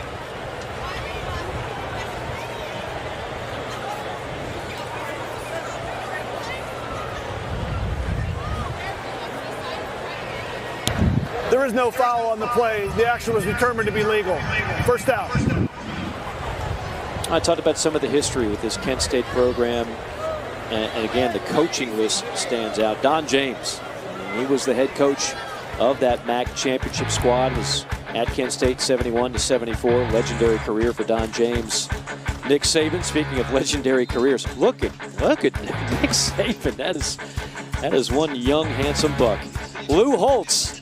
Now that could only be the face of Lou Holtz. He's here for a couple of years. And of course, I mentioned some of the prominent players, including the Hall of Fame linebacker Jack Lambert. But how about Bob Stoops? Remember, everybody's got to start somewhere. There's Bob coaching the inside linebackers back in 1988.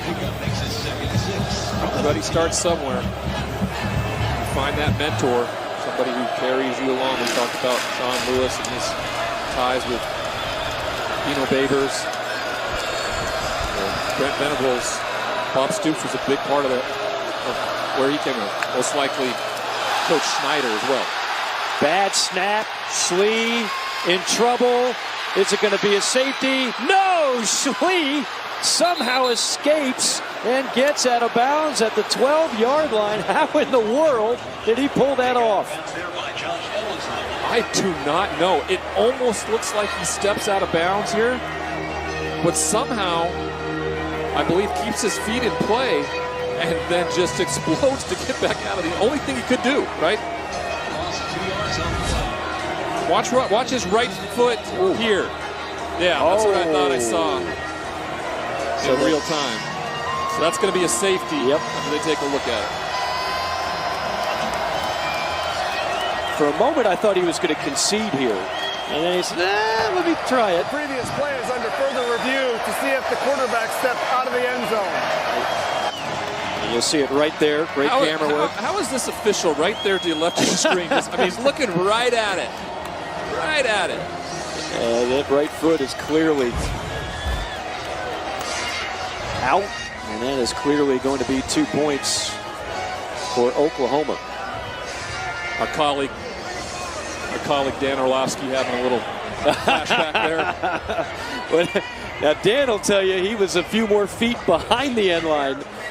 The infamous Dan Orlovsky story when he involuntarily ran out for a safety, not knowing his bearings. Crowd just saw that angle that we saw and you folks at home saw. And we've got about 80,000 referees saying, wait a minute, that's a safety. Yeah, very clear there, right foot on the back end line of the end zone. You see who's got his hands on him forcing that safety. It's one Reggie Grimes who has been all over again today. Great story about him playing for his grandmother, Barbara. Talked about that in the first half. She battling cancer, getting ready for treatment. Well, I mean, you've got to give the guy a ton of credit. How he gets out of this in the first place, I mean, that's a Houdini. I seriously don't know. I'm thinking it's either going to be a safety or he's going to get cute and throw it up in the air, and it might be a pick six, fumble, something. To your point, I thought when he picked it up, he may just step out of bounds. Right. Because, hey, but he fought. He fought and tried to make it work. Defense now, turnover to start the second half, and now points on their own to contribute. After further review, it was determined that the quarterback stepped on the end line. The result of the play is a safety. It'll be we have a timeout. A marvelous effort by Colin Schlee, and a marvelous effort by this Oklahoma defense. 33-3 our score. Sooner Vision on ESPN Plus is your home all week for Oklahoma football. 7 days a week, everything from the huddle Monday at 7 o'clock at night to Sooner Sports Talk, the Venables press conference every Tuesday. Mentioned OU DNA earlier, and it caps off with Sunday. That'll be tomorrow. Sooner football with Brent Venables. That'll be at 5 o'clock Eastern time. Can't say enough about Brent Venables and the coaching staff, their hospitality yesterday. The sports information here is first class, and it all starts with Joe Castiglione, who was kind enough to stop by the booth and say hello earlier in his 25th year, one of the top athletic directors in all of collegiate sports. They just do everything around here first class, Ryan. And he talked about just the continuity from the top down, right? From the president of the university to the athletic director to the coaching staff, how that streamlines everything. And, I think maybe it was a little bit of a, we got the guy that we know can streamline this thing and take us to the next level when we head to the SEC. Right. Well, look, there's a lot of programs when you lose a Lincoln Riley that would be crippling, but they go right out and they get the most sought-after coordinator in college football for a while now. I mean, people have been courting Brent Venables for years. He has said no time and time again, but finally this was the move that just felt right. We had many great years here with Coach Stoops, and he didn't have to think about it too long. This was the right move for him. And he commented about when you find your why, right?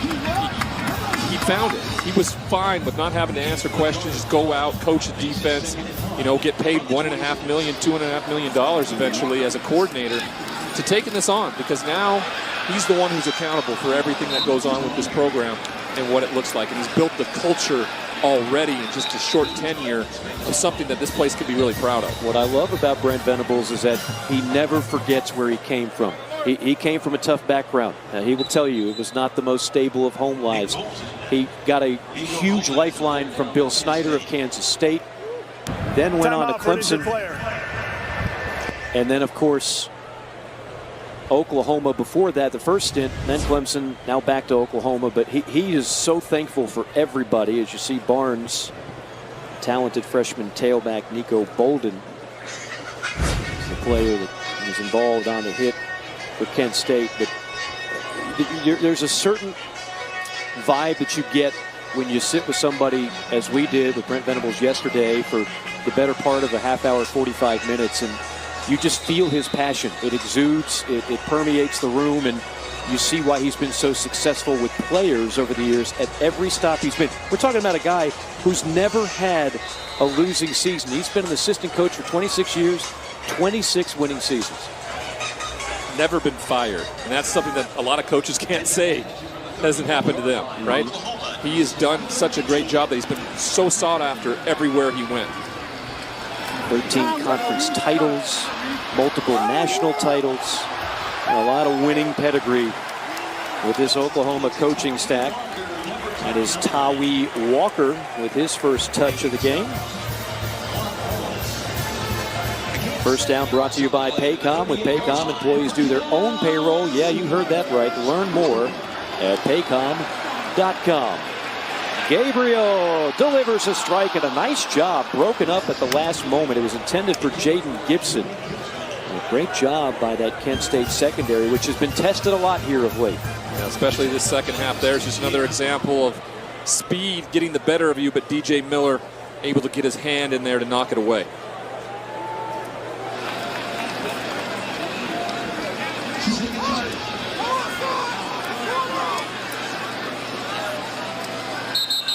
Gibson in motion, and that will draw a penalty flag.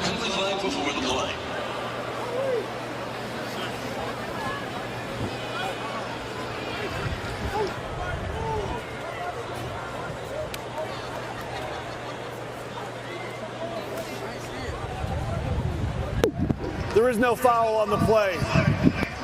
That's the second time we've had one of those. The old didn't really mean it. That referee was pretty adamant when he ran in there throwing the flag, too. Like, yeah. I saw something. I'll tell you what I see. I see a lot of backups in the game for Oklahoma, both on the line, at receiver, and Walker the tailback, but Gabriel is still in the game. And a juke, now a spin, and he's dropped for a sack. Now Gabriel goes down for a loss. Shane Slattery, the linebacker, will get credit for the sack. And maybe a good time to A loss of 1 yard back to the 37-yard line. find the backup some time here. I was thinking the same thing. You know, it's one of those where you feel confident enough with a 30-point lead. The only other thing I could think of, though, is that, like we were talking about earlier, they're still learning each other.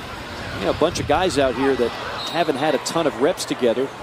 You know, this will be the second game under the belt of Gabriel in an Oklahoma uniform. And you're exactly right in terms of some of these backup wide receivers who may be called upon later in the year with injuries or things of that nature that are going to have that rhythm, that familiarity with one another. So yeah, because you know it seems like obviously Gabriel and Mims, they're on the same page. All A-OK there, 2 thumbs up. But who's going to be your second guy, your third guy? Well, we know that Drake Stoops on the inside is going to be a weapon. Ouch! No fair catch.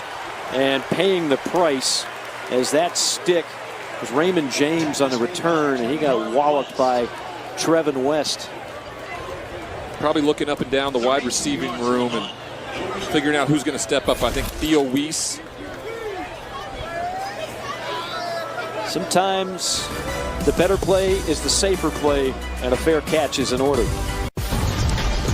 Well, we know about the offense, Ryan, but how about the defense tonight for Oklahoma? You know, they started last week against UTEP and kept everything in front of them and made great tackles. They continued tonight. Danny Stutzman around the ball all night long. Grimes and Downs from the outside. And then the interior linemen continue to clean up and make plays. It's going to be the backup quarterback, Devin Cargman, now in the game for Kent State. So Colin Schlee will take the rest of the night off. Valiant effort by him. At times flashed some brilliance. But Kent State's offense has really been stuck in neutral in this second half. Oklahoma's defense has just been smothering. Yeah, I just think the depth, the speed have finally overwhelmed this team who's been on the road for 10 days, you know, the Pacific Northwest down here to the Oklahoma, Tulsa area. Yeah. Nice scoot up the middle. And all the way out to the 39-yard line. That is Gavin Garcia. We're going deep into the depth chart now. Gavin Garcia at tailback. And for a lot of these young men for Kent State, a chance to say they played in front of 80,000 in Norman. A memory they will never forget for sure. You always remember that first time stepping into a historic stadium, no matter where you play. What was the favorite venue for you? Of course, you got to play in the Rose Bowl, but other than that, somebody's actual opposing stadium. Yeah, you know, we were scheduled to play Tennessee my freshman year, and I was redshirting, and it was going to be Peyton Manning's first start. Oh. And so I wanted to be there. I wanted to walk into, you know, that stadium. I was told how impressive it was. My first year out when I got a chance to play, we went down to Colorado and we played against a Buffs team that was ranked 5th in the country. Yeah. And you walk into Boulder and that stadium, it was something I grew up watching, and I was like, wow. Yeah. Wow, this is real college football. That's when Boulder was rocking. It's hard to, a lot of the young people watching right now are like, Colorado was good at football. Yeah, they were really good at football for a while. Won a national championship, right? There was a team I wanted to play for, and they had the likes of Cordell Stewart and Coy Detmer at quarterback. And I figured I was just never going to get my chance to play quarterback there. Eric Bieniemy, Michael Westbrook, some of the skilled weapons. Eric Bieniemy, of course, now the offensive coordinator of the Kansas City Chiefs. Rashawn Salam The running back for Colorado. That's what you marvel about this Oklahoma program. It's like you already know how good they've been, but then when you take a deep dive, as you and I do, preparing for a game, and you look at nobody's won more games since World War II than Oklahoma. Winningest program in the 21st century, Oklahoma. They spit out 11, 12 win seasons like it's just anybody can do it, like no big deal. 7 Heisman Trophy winners. I mean, it's just nonstop success. The consistency. Yeah. When expectations are high at all times. Right. That's the true nature of greatness, is when you're able to do that in the face of everybody saying that you're going to do that. Mm-hmm. And with multiple coaches. I mean, I think when Bob Stoops retired, it was like, oh no, now what? Well, then Lincoln Riley comes in, does a terrific job. I have no doubt that Brent Venables is going to do a terrific job. But I mean, you see the 41 10-win seasons. Like a 10-win season is something you celebrate, you get a banner. They do it here like it's ho-hum. Well, I think that you clearly understand and know now that like no one person is bigger than what the brand of Oklahoma football is. Right. And it is a brand. I mean, Oklahoma is, that's why they're able to recruit nationally. The kids on this roster from all parts of the country. A 3rd and 8. And Oklahoma's defense gets a turnover. There's an interception. That is number 37, Justin Harrington.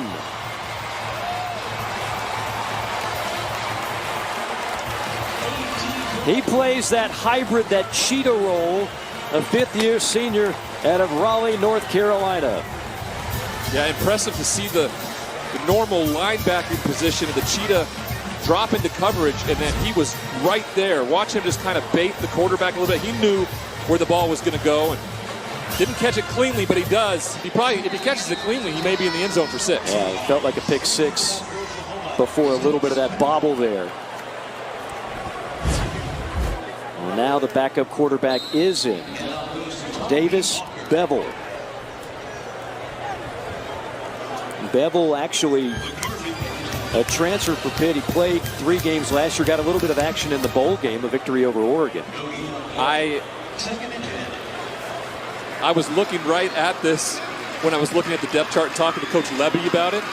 It was 5'11", Dylan Gabriel, 6'6", Davis Bevel, right?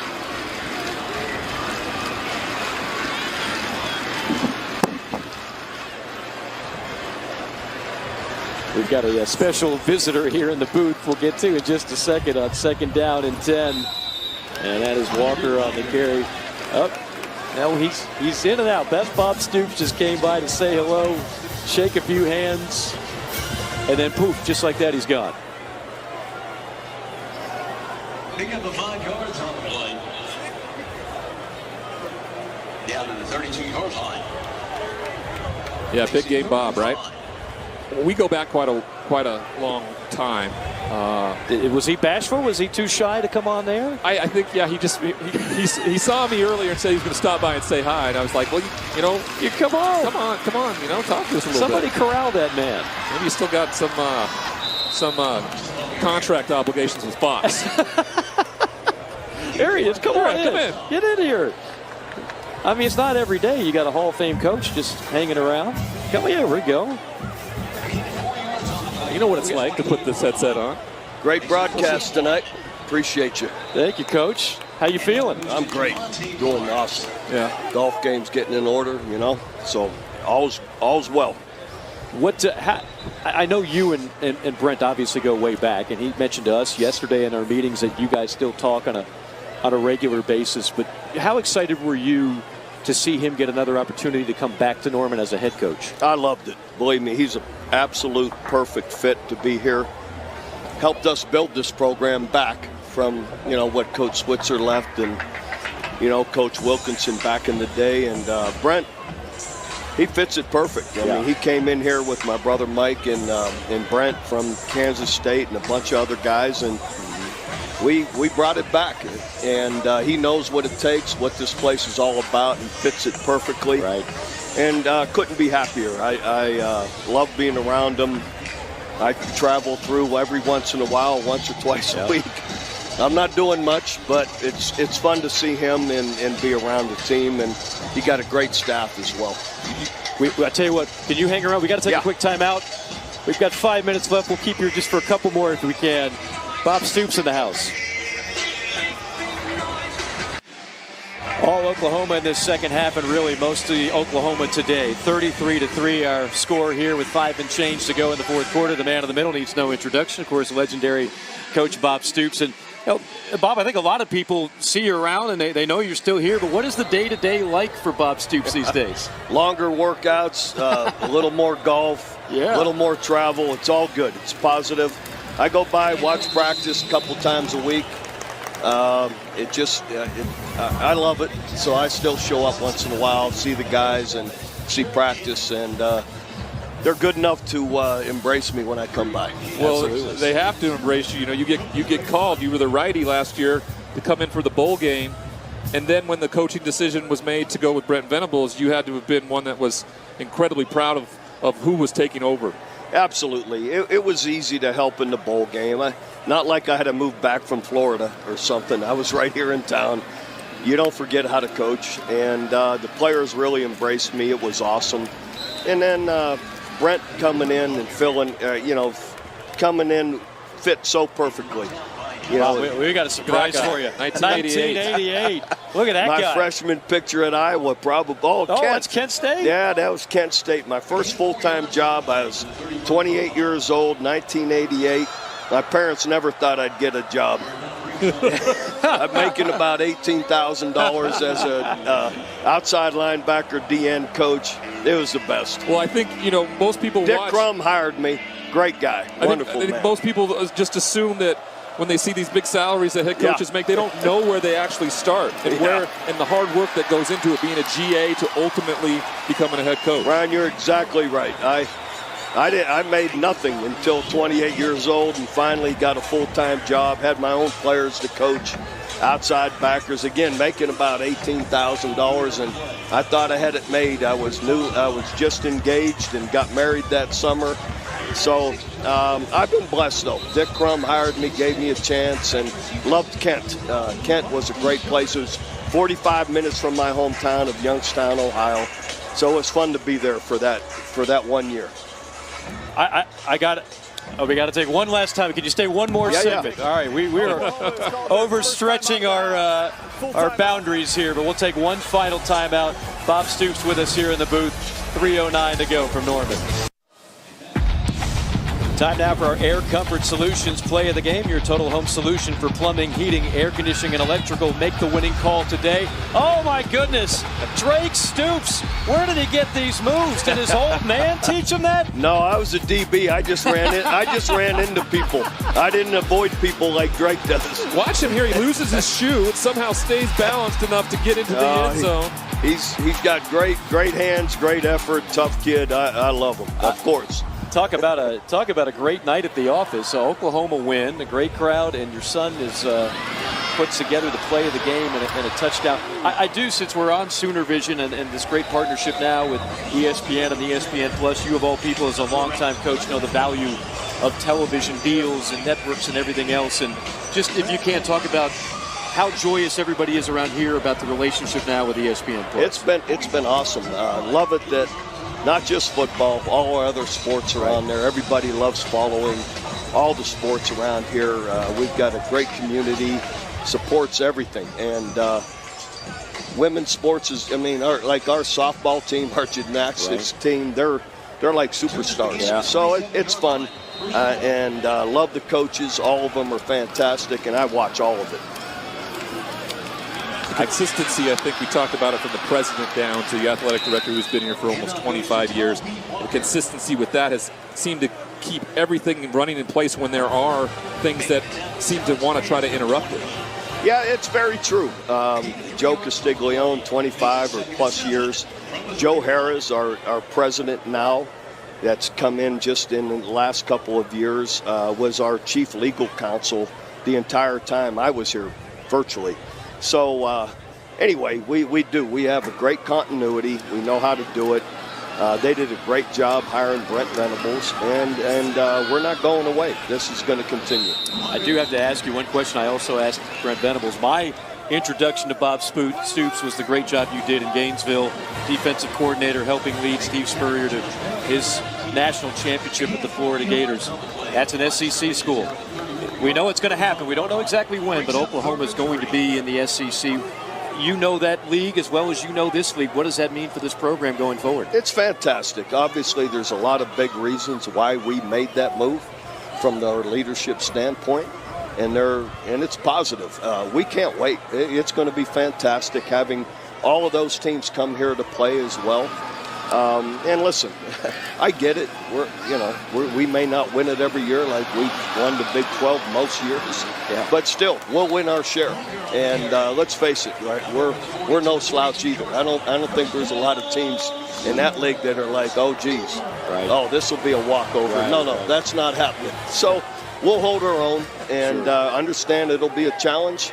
But obviously, if we're going and going to do that, we're looking forward to the challenge. Yeah, I imagine you guys will be up to the challenge as you've been in every other challenge.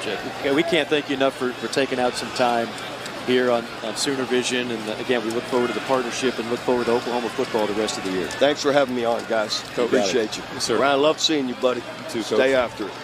One of the best, Bob Stoops, national championship coach, and still very much prominent around the Oklahoma program, kind of had to take several moments of his time in what has actually turned out to be one heck of a night in more ways than one for him.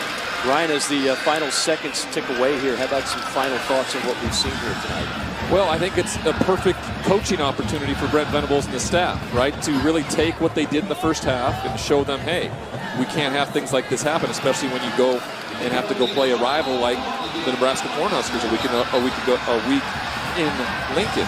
So I think it's a perfect game for this staff to attack what they need to attack to get better at and what they did really, really well. Yeah, I think what's really exciting is that as we talk about everybody getting acclimated and getting on the same page on this offense, is there's a special connection brewing between Dylan Gabriel and Marvin Mims. They look like they've been playing for years, and that's going to be one of the best combinations that we're going to see in the Big 12 all year long. Well, I think it was the catalyst tonight, yeah. Right? When they went back to each other during the 2-minute drill, it really motivated this team, and they got on the same page, and they just took off from there. Kent State is an offense that's going to rack up a lot of points in the MAC this year. They put 20 on Washington on the road last week. But this Oklahoma defense, I mean, when they are on, they are going to be just lethal against almost anybody they face. And I don't think we haven't seen an instance where they haven't been on, right? They tackle well, they keep everything in front of them, and they get them to the ground. I'm certain that makes one Brent Venables quite happy, and he is standing by with Alex. Thanks, Mike. Coach Venables, well, congratulations on the win. And the wind picked up in Norman, but your offense caught wind in the second half. What was the difference? Well, I just think we stayed patient and we didn't panic. We got some things going, obviously, throwing the football, and that set up our run game. Really got our run game going. Changed up a few things scheme-wise, based on what they were doing, blocking-wise, and really, again, we were super efficient with the football. Put them in a bad position offensively, and that forced them to have to throw the ball a lot. So really complimented each other well in the second half, but really proud of the guys for not, again, panicking, feeling that, we showed them a lot of tape with these guys. They went to Iowa last year, same thing at halftime, all the way in the third quarter. They went down to College Station last year, same thing as a 2-score game with, minutes to go in the third quarter. So these guys are tough, man. They challenge you in a lot of different ways. And they were dropping 8 and making us be patient. I thought our guys really did a great job making some small minor adjustments in the second half, and guys made some huge plays. Just stay together. Coach, we appreciate your time. Go celebrate with your team. Appreciate it. Thank you. Mike. Alex, thank you so much. A happy Brent Venables, particularly with the way his team played in the second half. Oklahoma had just 82 yards on the first 4 drives, 348 the rest of the way. The offense got hot, the defense suffocating for the better part of 4 quarters. That is going to do it for us. Again, for our fantastic ESPN Plus crew, for Ryan Leaf, for Alex Chappell, this is Mike Morgan saying so long from Norman. Sooners 2-0, getting ready for Nebraska. So long, everybody.